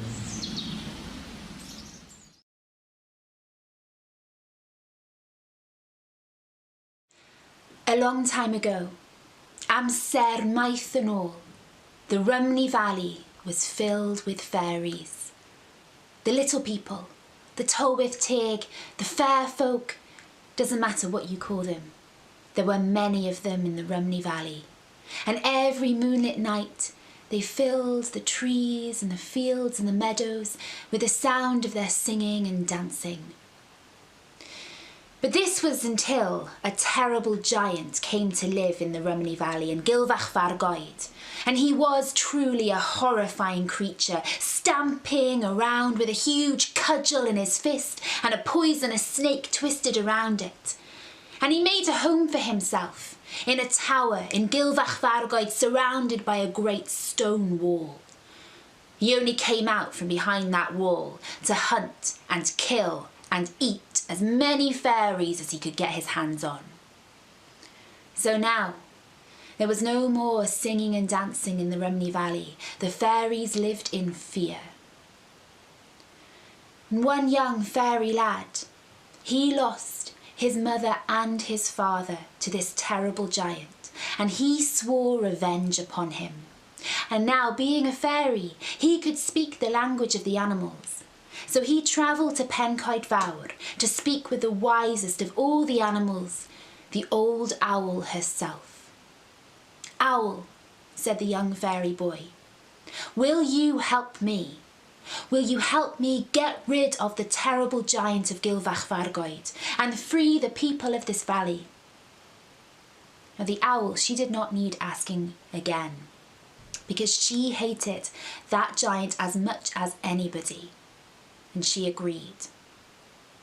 And the fairy boy and the owl, they spoke together and they made a plan. Because you see, they knew that the giant never came out of that tower surrounded by the high stone wall, apart from when he was looking to hunt and kill fairies. And on one other occasion, every night, as the sun was going down, the giant came out of his high walls and he went to sit underneath an old apple tree outside the walls of his tower. And there he met and courted an ugly old witch. The fairy boy and the owl, they spoke together, and then the fairy boy gave the owl a bow and arrow, and the owl collected all the other birds together and they flew from Pencoed Fawr to Gylfach Vargoed. And they roosted in the tree, in that apple tree, and they waited. And sure enough, just as night began to fall, stamp, stamp, stamp, who came along but that great big giant, with his cudgel and his poisonous snake twisted around it, and he sat himself down underneath the apple tree and he waited. He waited for his witch lover to turn up. But the witch that night, she must have been running late because the giant, he slowly stretched and he yawned and he waited there and finally he fell asleep with his huge giant snores rocking the ground. And the birds in the trees, they took that bow and arrow. They notched the arrow very carefully onto the bow, and the owl herself pulled back the bow and fired the arrow clean through the air, and it went into the giant's heart, killing him stone dead. And the owl, she jumped up and she flew out of the tree, singing with joy all the way back to Pencoed Fawr. Sure enough, just a few minutes later along came the ugly old witch, and she found her lover dead, and she threw her head back and she yowled and howled with grief. But this ugly old witch, she'd been pretty cruel to the animals too, and the birds did not waste a moment. They raised up in the air in a great cloud, and they came down and they attacked her, killing her stone dead too. But before she died, the old witch placed a curse upon that apple tree. She spoke the words of a spell, and that's why, to this day, any apple growing on a tree outside the walls of a garden will have sharp, sour fruit. And now, without his master, that poor old snake wrapped around the cudgel soon died as well. And the fairy boy, he buried the snake, and he planted little white flowers on the snake's grave, and to this day those flowers are known as blodau'r neidr, snake flowers. The bodies of the giant and the witch, they hung around for some time below the apple tree, and soon they began to stink. A terrible stench rolled out from them across the valley, and soon nobody could go near them. They tried burying the bodies, but the stench still remained, until one day the fairy folk, they decided they would have to burn the bodies. So they dug a great big pit in the ground, and they put the body of the giant and the witch in it, and then they lit a great fire. But the flames burnt so brightly and so quickly that they became worried that the pit itself was on fire. And then they became worried that the trees around would go on fire. And so they ran and they got buckets of water and they extinguished the flames. And when they were done, they realised the edges of the pit were glistening with something black and shiny. They took that black shiny stuff back to their houses, and they realised that that black shiny stuff, it could be burnt, and it could keep their houses warm as toast. And that is how it is said that coal was first discovered in the Rhymney Valley. And of course now, there are no fairy folk left, or if there are, they keep very quiet. But it is said that every moonlit night, after the death of that terrible giant, the owl flew all the way from Pencoed Fawr to Gilfach Fargoed singing with joy, and that her descendants kept on doing that for years and years and years afterwards, up to this day. So even now, the song of the owl echoes around the Rhymney Valley, where once upon a time there were fairies.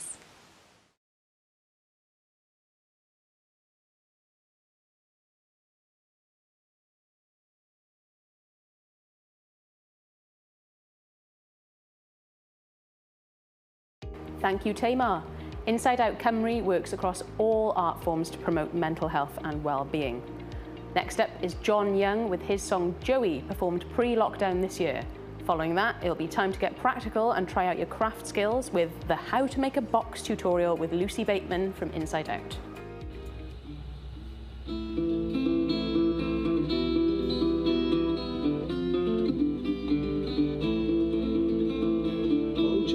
Set me free from this box I've been living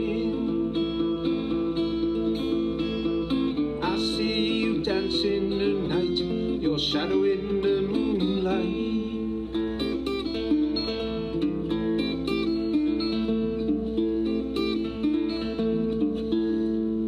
Please don't define me by what you see.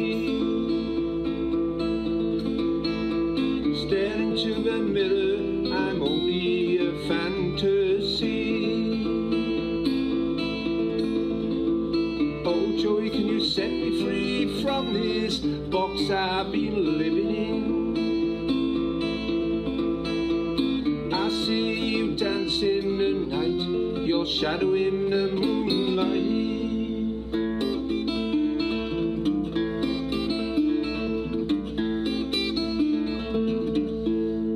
Can you see behind my eyes, they're only a masquerade? A happy face in disguise, that shouldn't be a surprise. Telling lies. Oh Joey, can you set me free from this box I've been living in? I see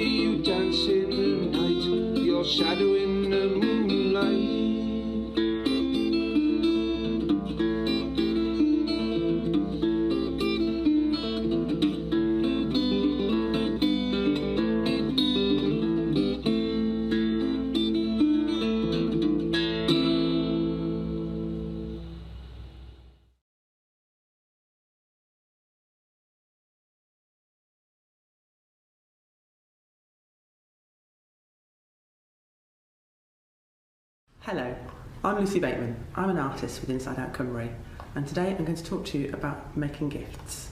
And the first stage of making a gift, I always think, is to make a box. It's one of my favourite activities, and you can make it out of pretty much anything, any cards. And we'll go through and show you step by step how you can make your own gift box.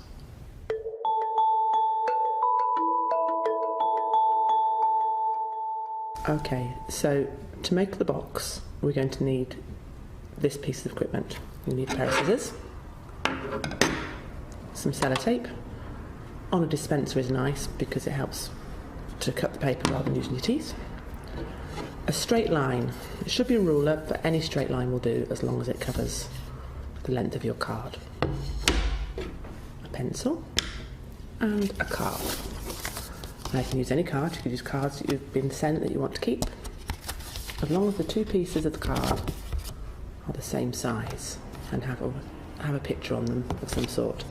I like to use these ones because they've got a picture both sides, but you can use the ones that have got a blank back, and we'll come back to that later.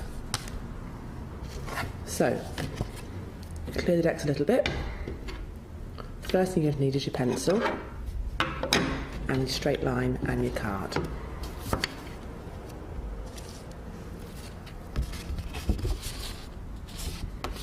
Now you can use any card as long as I say that the two pieces are the same size. This one I'm going to use for the demonstration, but don't be afraid of using other pieces of card or the bits of cardboard that you have in the house. So just cut the card in half. There's usually a seam down the middle, so you can follow that. If you're quite a precise person, you can line it up, but generally you want to end up with two halves. Now in this case, both halves are the same because it's got a picture, but we're going to use this as the bottom of our box. Sometimes we'd use this, the back of the card that has less pictures, that's going to be the bottom of your box. So just for a moment, concentrate on this. This is the bottom of the box that you're making. You want it to be face up so that your pattern side is underneath you. Take your flat line, and all you're going to do with that flat line is join up the two far corners.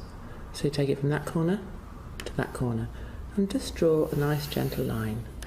As you get better at this, you won't need to do the complete line because the bit we're interested in is the middle. Do the same across this side. Again, corner to corner.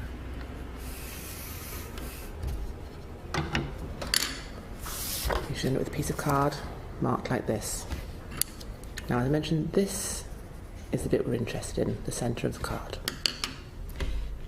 So, like sitting here with the cross facing up, I want you to fold your card nice and gently into that centre dot that you've created.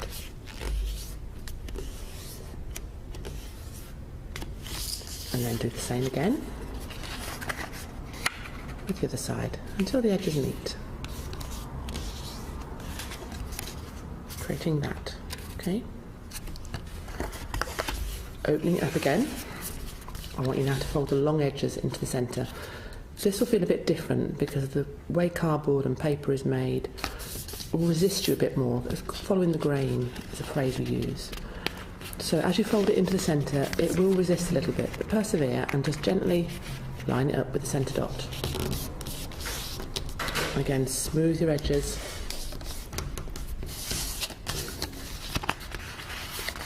And squash into the middle. Okay. Now your piece of card should look like this, okay, with the crease lines going across and down. And taking your scissors, now this is the important bit. As you're looking at the card, I want you to cut one cut there, one cut there, one cut there, and one cut there. So 4 cuts, but follow the fold on the cardboard. So if you can see against the light. In theory it's the same as the pencil line, but it isn't always the same as the pencil line, so follow the fold rather than the pencil line and just make 4 cuts. Turn it upside down, and we're cutting on the long side of the card, so you're making the 4 cuts releasing the edges. And as you can see, as you fold it up, where you folded it before, there's a natural, the paper wants to do it, it wants to fold in with you. Okay, and you're going to fold that over the edge. And you've created one edge of your box. Okay, and then from this end, exactly the same thing again. You fold it in, you take up your side, and you fold over the top of your box. And this is where the sellotape comes in handy.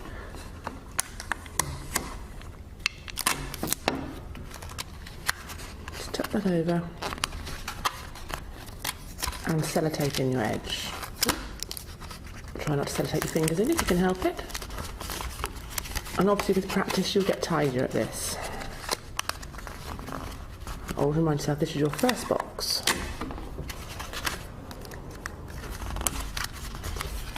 So you very quickly and neatly created half a box.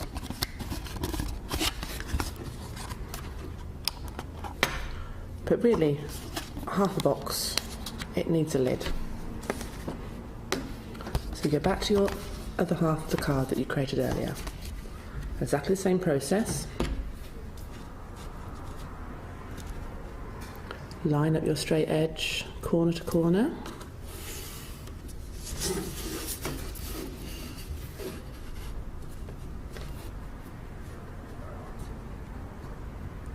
Don't be afraid of taking a little time to get that nicely lined up. Again, creating your centre. Now this time, because you want this lid to be ever so slightly bigger than your bottom, just draw a little square in the middle. Okay, a little square, just like that. And that's probably about 1 millimetre or 2 millimetres wide, a square, but try and keep it in the centre. And this time, when you fold up your edges, just go to the edge of that little box you've created. There's me going wonky. Just try and keep it as straight as you can into that little edge. Again, fold. This time stopping at that little box, nice, checking your edges are nice and straight, because this is the easy side to fold, so you kind of want to get that edge if you can. And then your long edge, again, remember this will resist, but it will go. Fold it over. Try and get your line nice and straight. If it's not straight the first time, don't worry. Practice, you will get better. You can work your way through all your old Christmas cards, all your old birthday cards, until you get the knack. Again, so we've repeated exactly the same idea. And again, you're just going to make 4 cuts. Always remember to do it on the long side of the box.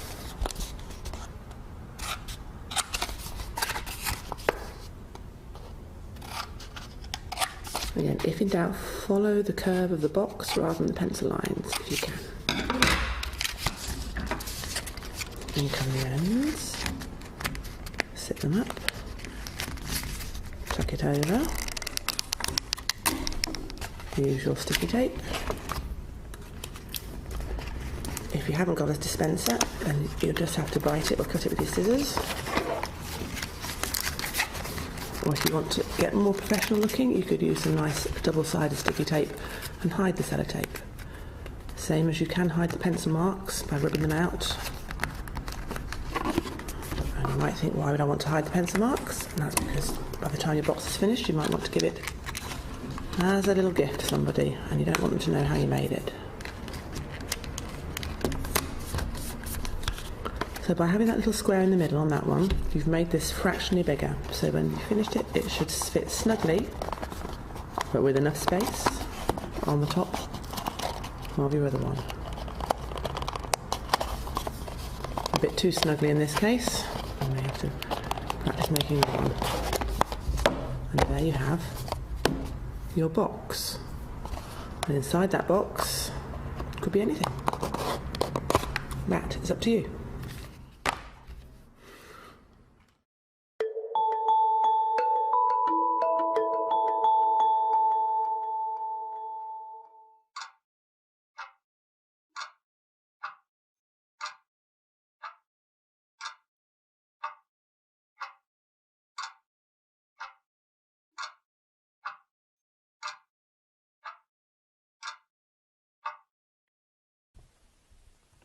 Hello.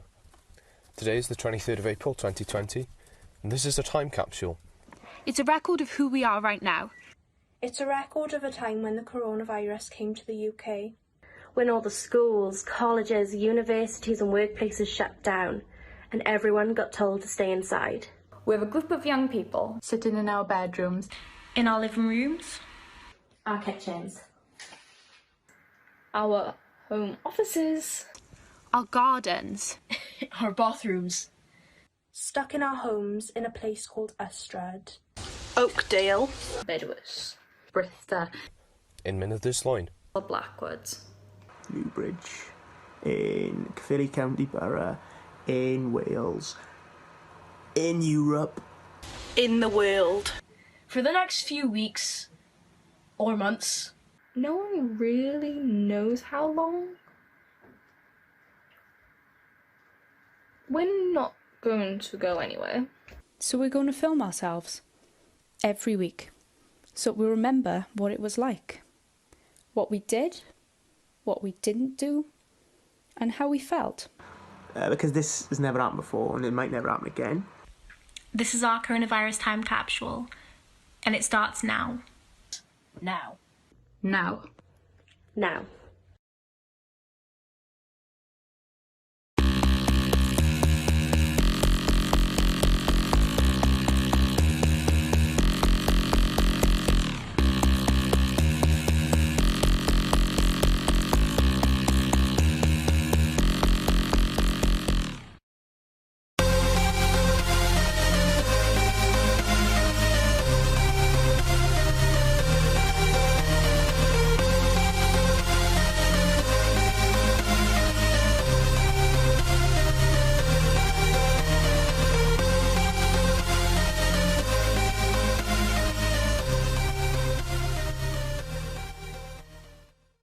So this week's theme was home life and what differences there are now because of lockdown.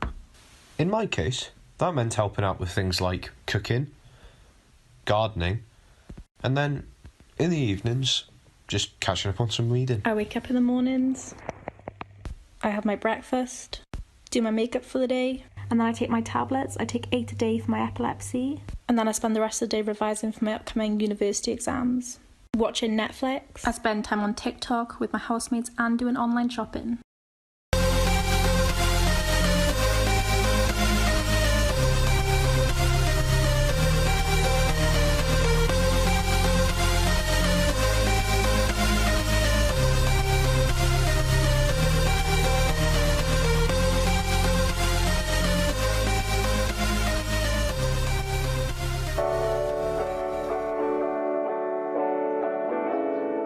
Shut up right now! Hey, Yeah, I just got you escaped the room.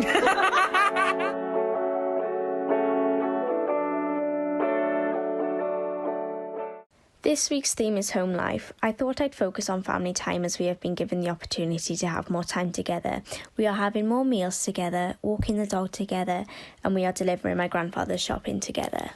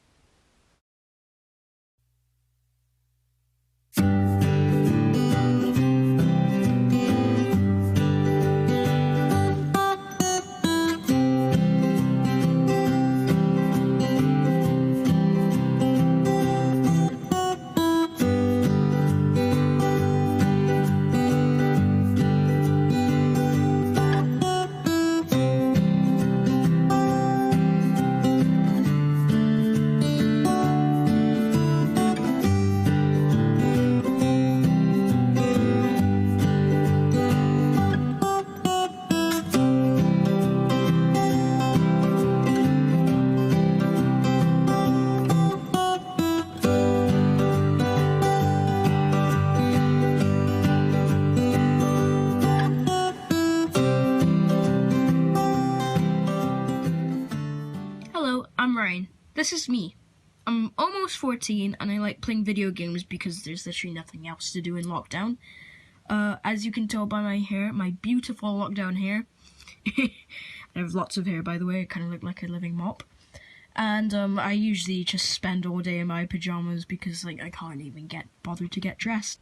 Hi, I'm Holly. I'm 16 years old.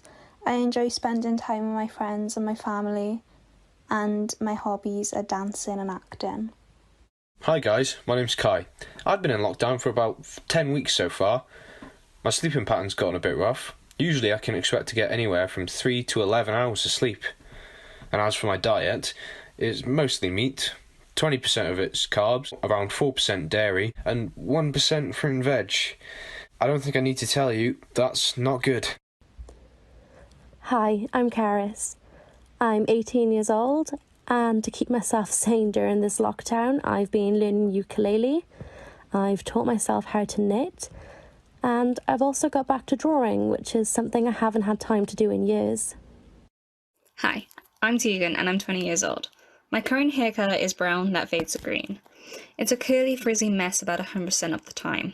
I've been working mostly on my uni work, which includes making animations and planning for my 3rd year.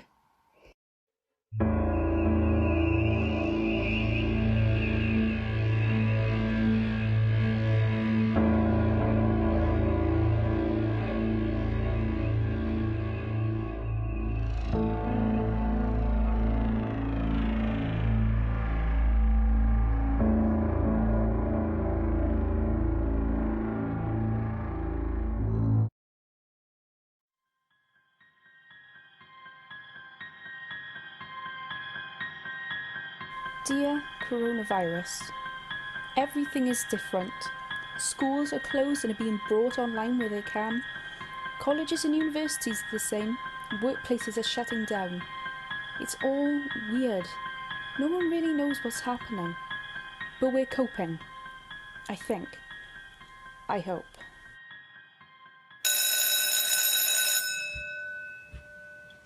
Alright, miss, yeah, I'll get straight to it. Alright. Bye, miss. Bye. Now for a nice long session of gaming. Oh. There we go. Right, I'm going to check what work I've got to do today.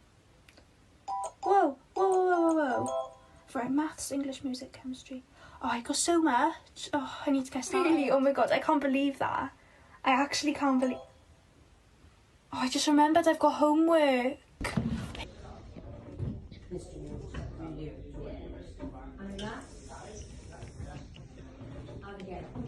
Good.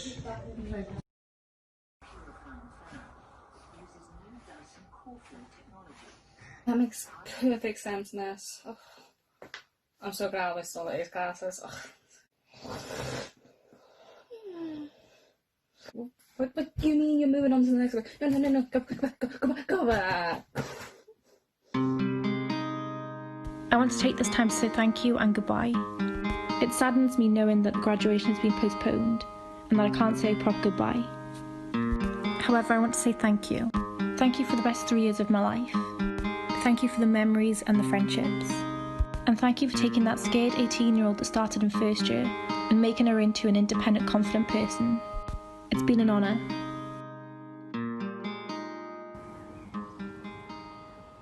Dear BCU, I wish our 1st year together wasn't cut short. You showed me independence, but now it's gone.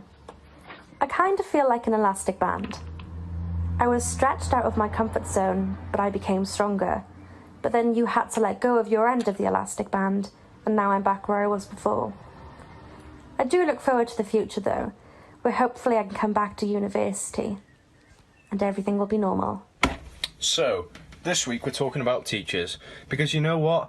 I am damn impressed with how good of a job they've been doing so far. If I'm honest, I've expected a lot of them to just give up, you know, just sort of send us a video every now and then, and that'll be it, crack on, do your booklet work. But no, you know what, fair play to them, they've been sending us tons of little videos, some little booklets and stuff to print off, and a lot of websites to work through. So this one goes out to the teachers. Thank you for being so amazing so far over lockdown.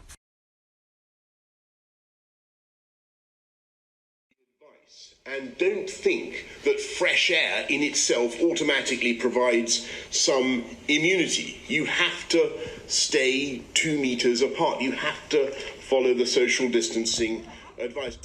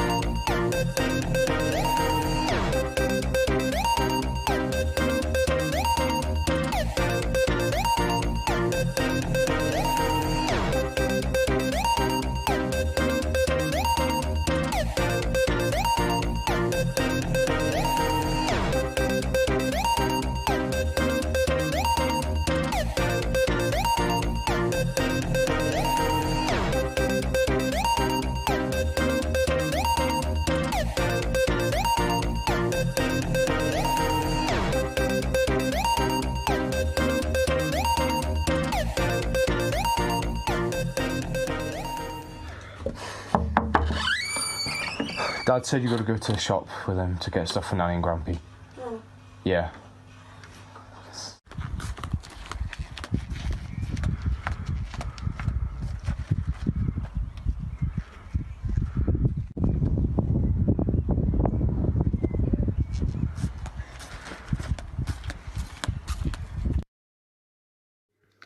I've always grown up with personalised birthday cards, so I decided for my friends that are far away that I would also make them personalised birthday cards to then send to them for their special day.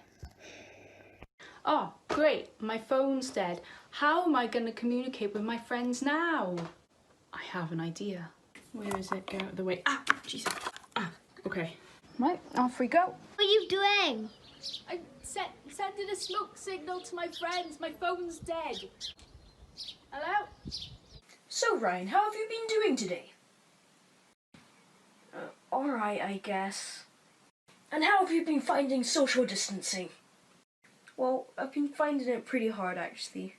But at least I've got you.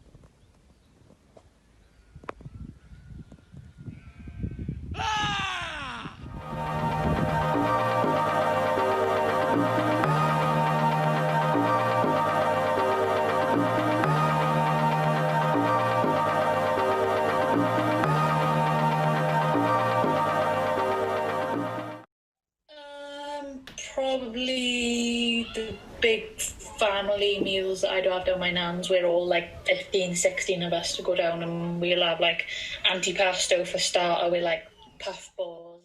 Yeah, family tradition. Like say if like a family member has like a new partner or something like that, the way that they get introduced to the family is they'll come to my nan's and there'll be like 16 of us there. This is an old family recipe for Rice Krispie cakes that I've grown up eating lots of. It's something that my mum's always made with her family, so she brought it along to us. I'm going to have a snack. Very exciting, very good. What we need to do first is we need to open the fridge. Mess is like this really delicate crab stick thing. That's it. And you take one out, just slide it open. No, hold on. I'm gonna be a bit fancy. Put some. Bon appetit! Wow, that tastes like plastic. Chicken pasta is probably the easiest meal to make known to mankind, but it means a lot to me because it's the first proper meal I ever learned to cook by myself. All my family say that I make the best pasta, so whenever it's my turn to cook on a Wednesday, I usually make something pasta related.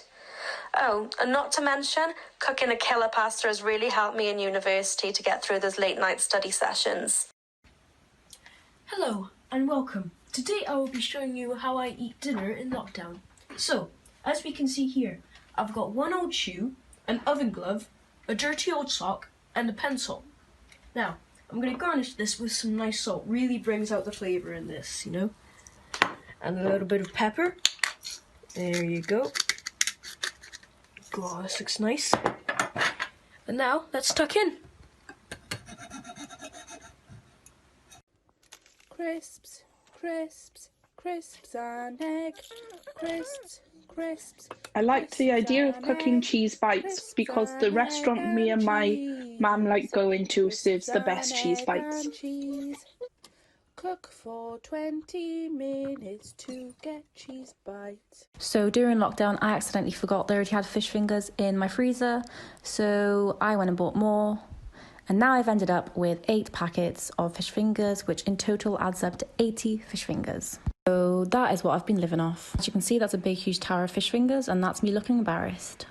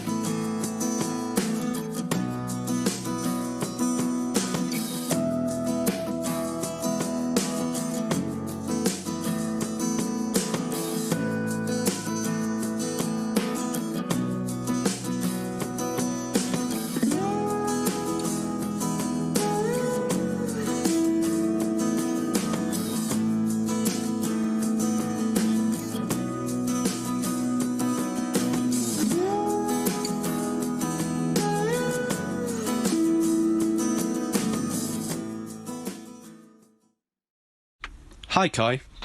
If you're ever struggling in the future, just remember that 1. Things aren't always as bad as they seem. 2. If they are, that doesn't mean you can't deal with them. And 3. If you can't deal with them, then don't forget to ask for support. Hope this helps you in some way. Sincerely, Kai. Mental health. During lockdown, I've decided to write all of my feelings down on paper to help with my mental health. This included writing about my epilepsy and my future. This helped me think more positively and gives me something to work towards.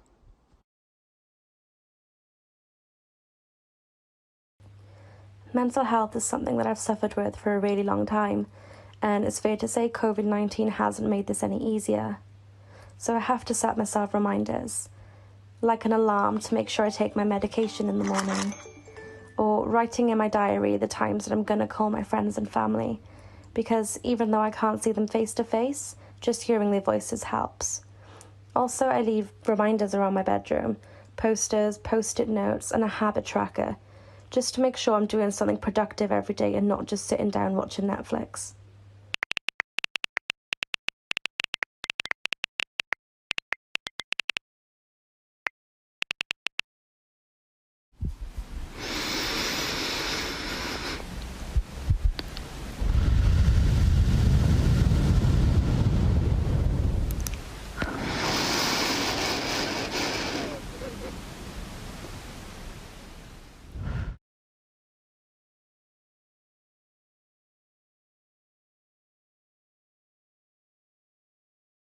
Mum, what do you miss most, doing most since we've been in lockdown? Probably going to work and interacting with different people and not being able to see all the family as much as we used to. How are you enjoying lockdown? Well, getting a lot done, getting fitter, drinking a lot more. Glad the sports are back on finally. Key, how are you enjoying lockdown? Awful. And you were doing nothing all the time. I ain't doing anything though. You are though, aren't you?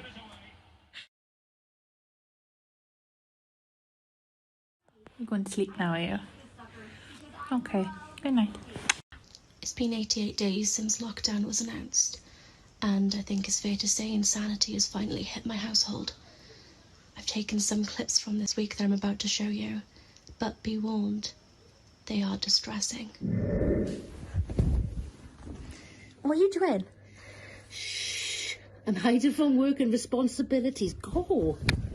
I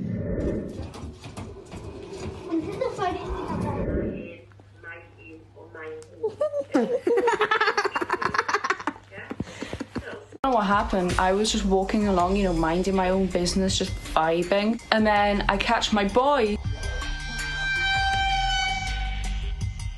The attitude, far too much. Then he starts getting chatty with me and I'm like, okay. I square up. What else am I supposed to do? The fact that he wants... Are you really my private space? And say, no, I don't want to hear it. I want you gone. Are you done? Are you done? I'm so sorry. I want you out of this house. Honestly, my vibes are just so off when I'm around you. This is what I have to live with. I've got you covered. Have your arms properly.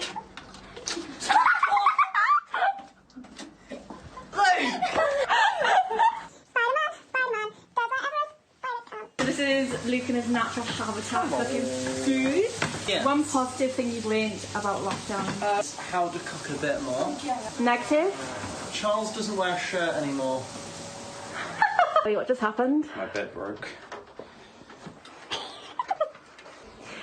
How's lockdown? I actually can't answer that. Are you stressed? No. What have you learned during lockdown? That I can't spend more than 3 nights with my family without going insane. What have you found hard? Living with my family for more than 3 days.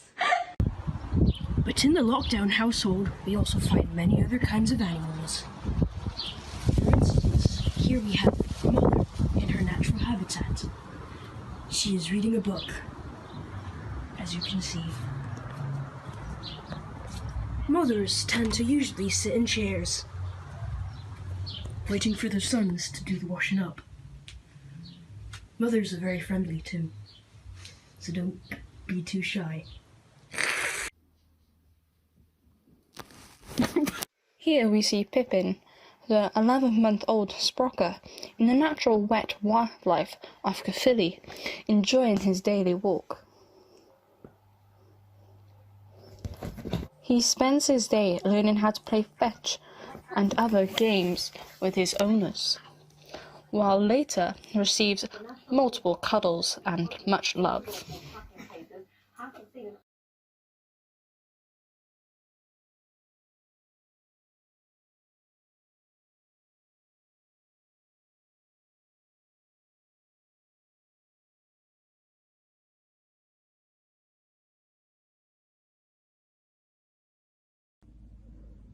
When this is over, I want the world to move forwards and not backwards. I don't want to return to normal, because let's face it, normal wasn't really working for us. I want a world that's free of prejudice, where no one is judged by things like the colour of their skin, their religion, gender or sexuality, because we're all human and we've all been through this pandemic together as a community. Therefore, when this is over, I want acceptance. When this is all over, I'm going to make sure to go mountain biking up that mountain all day, every day. I'm also going to try and spend some more time with friends since everything that's been going on has been nearly impossible. And also eat out for once because it's like been forever. And also cut my hair. When this is all over, I want things to be similar to what they were before, but not exactly the same. There's some things that I miss doing, but there's some things that I really don't. I don't miss people getting in my personal space, but I do miss giving my friends and family hugs. I miss being able to do normal things. I miss going to physio, as weird as that may sound, because I can't wait to walk normally again. I can't wait to be able to go in the shop and not have to queue for 6 million hours to be able to buy a bar of chocolate. And most of all, I miss going to my weekly drama group and being able to perform, because that's what I love doing. When this is over, I just want to spend more time with my mates, in person. Like, going out every weekend. just to unwind after a hard week of work, enjoying each other's company. I'll try to go on walks every now and again. I'll even try and convince my mates to come along with me. When this is over, we shall hug our loved ones closer than we have before. When this is over, we will love unapologetically and unconditionally. When this is over, we will never forget the little simple things and take them for granted. And when this is over, we shall learn to love life as it is. When this is over, I want to go back to normality, though I know that's not possible. I miss the theatre, my friends, and spoons, obviously. But most of all, I miss being a normal person and not feeling paranoid when I go outside. And I know I'm not the only one. Most importantly, when this is all over, I know I'll be a better person than I went in as.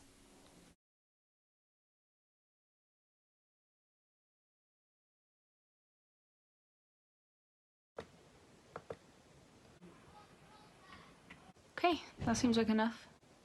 £452.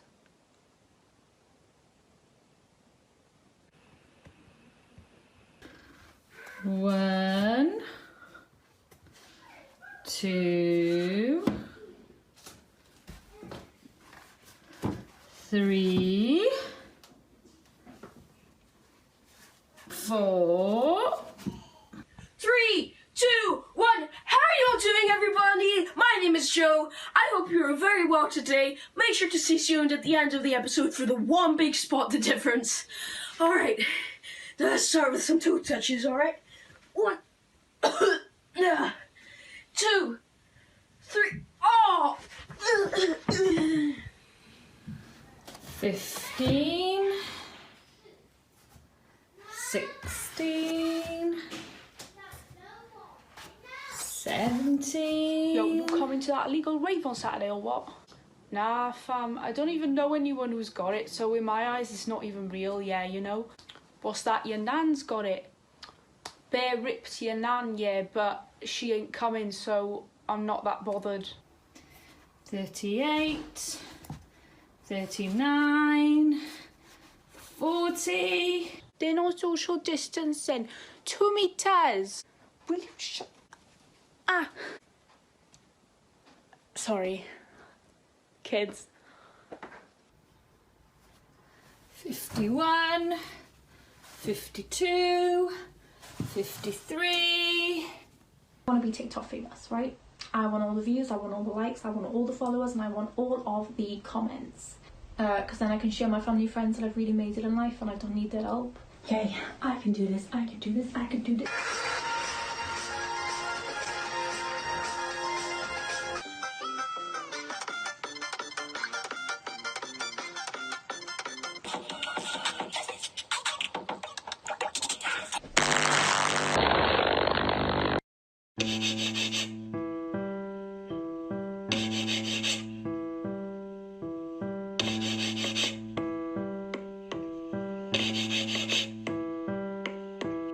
This is what we'll remember. This is how we've changed.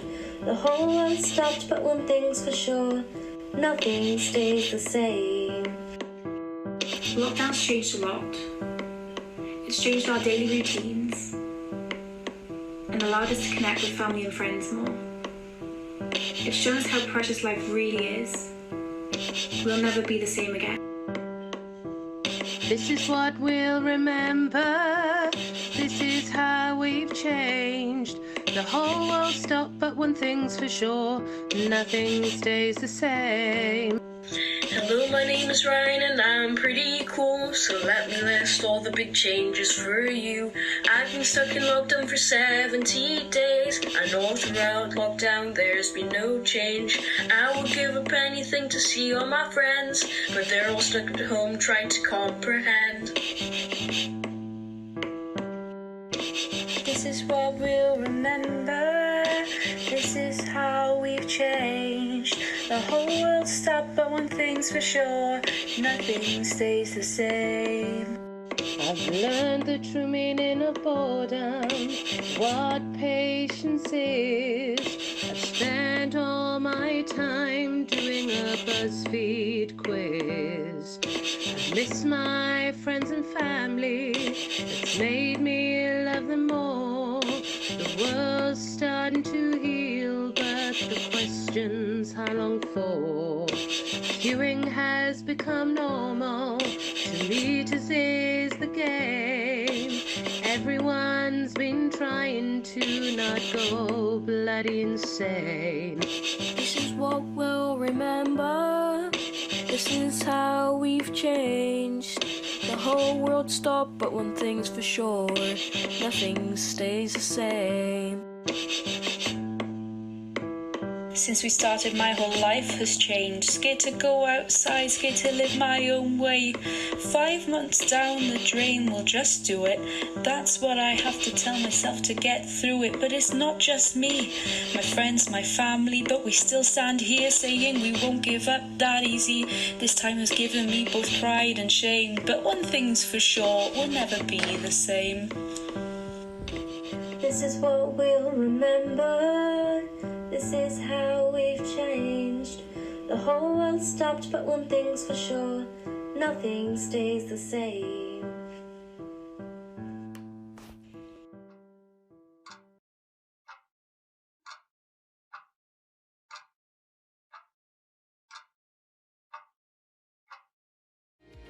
Okay, that's nearly it from the festival now.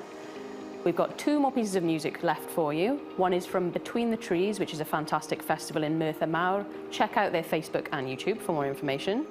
And the second is a song by my favourite band, which I hope you will sing with me, Don't Stop Me Now.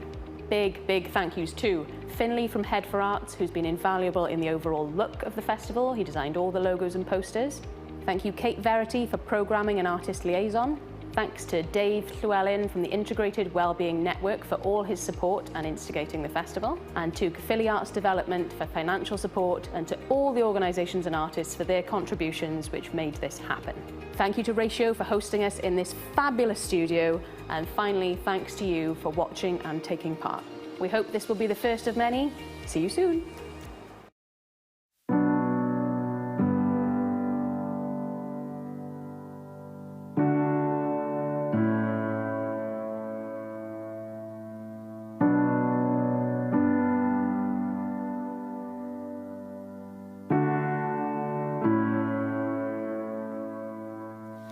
I can never break the surface, enough to break the ice. Never had the gift of courage, enough to fly the kite. In the presence of my shadow, my sanctuary, my home. Heavy eyes, a worn-out piano, a castle and a throne. I thought I was a soldier who could fight his fight alone, a lonely wolf, a traveler, fighting mountains on his own. When my heart was turning numb, numb, numb, I accepted I need you now, I need you now, I need you now, I need you now, I need you now.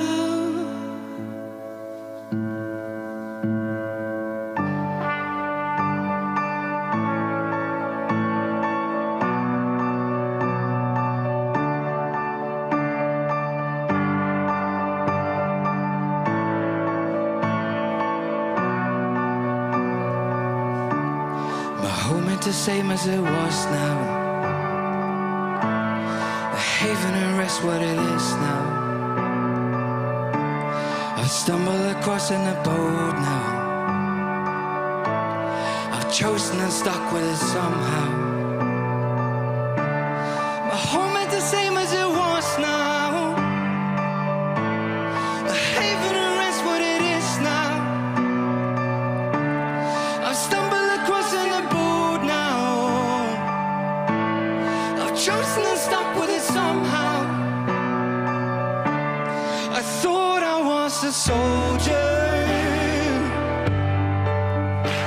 Who could fight this fight alone? A lonely wolf, a traveler, fighting mountains on its own. When my heart was turning numb, I accepted. I need you now. I need you now. I need you now. I need you now. I need you now. Thank you very much.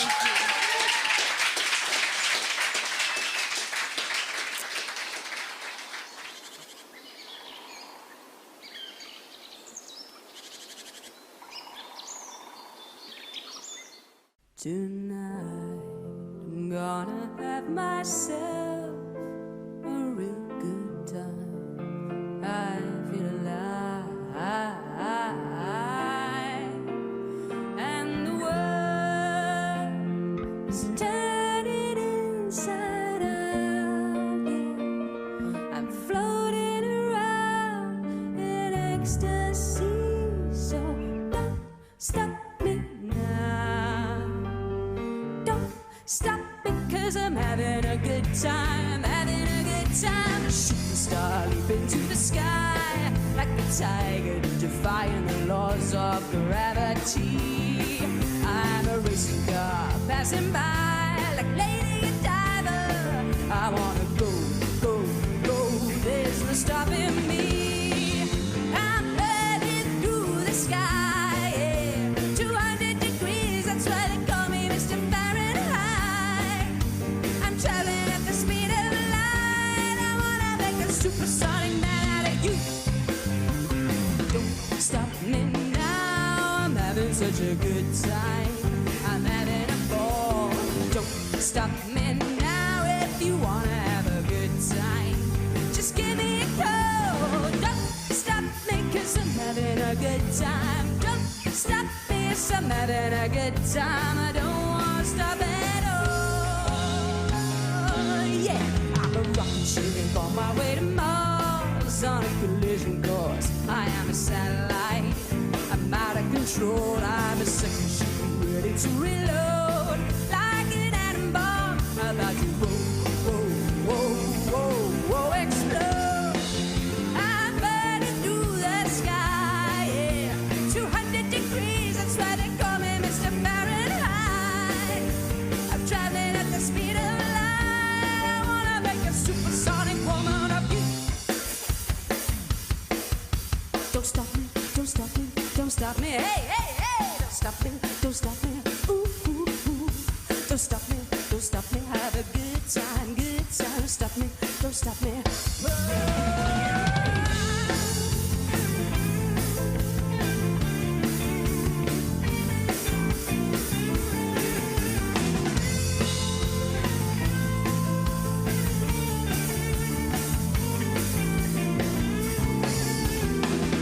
I'm burning through the sky, yeah. 200 degrees, that's why they call me Mr. Fahrenheit. I'm traveling at the speed of light. I wanna make a supersonic man out of you. Don't stop me now. I'm having such a good time. I'm having a ball. Don't stop me now if you wanna have a good time. Just give me a call. Don't stop me 'cause I'm having a good time. Don't stop me 'cause I'm having a good time. I don't want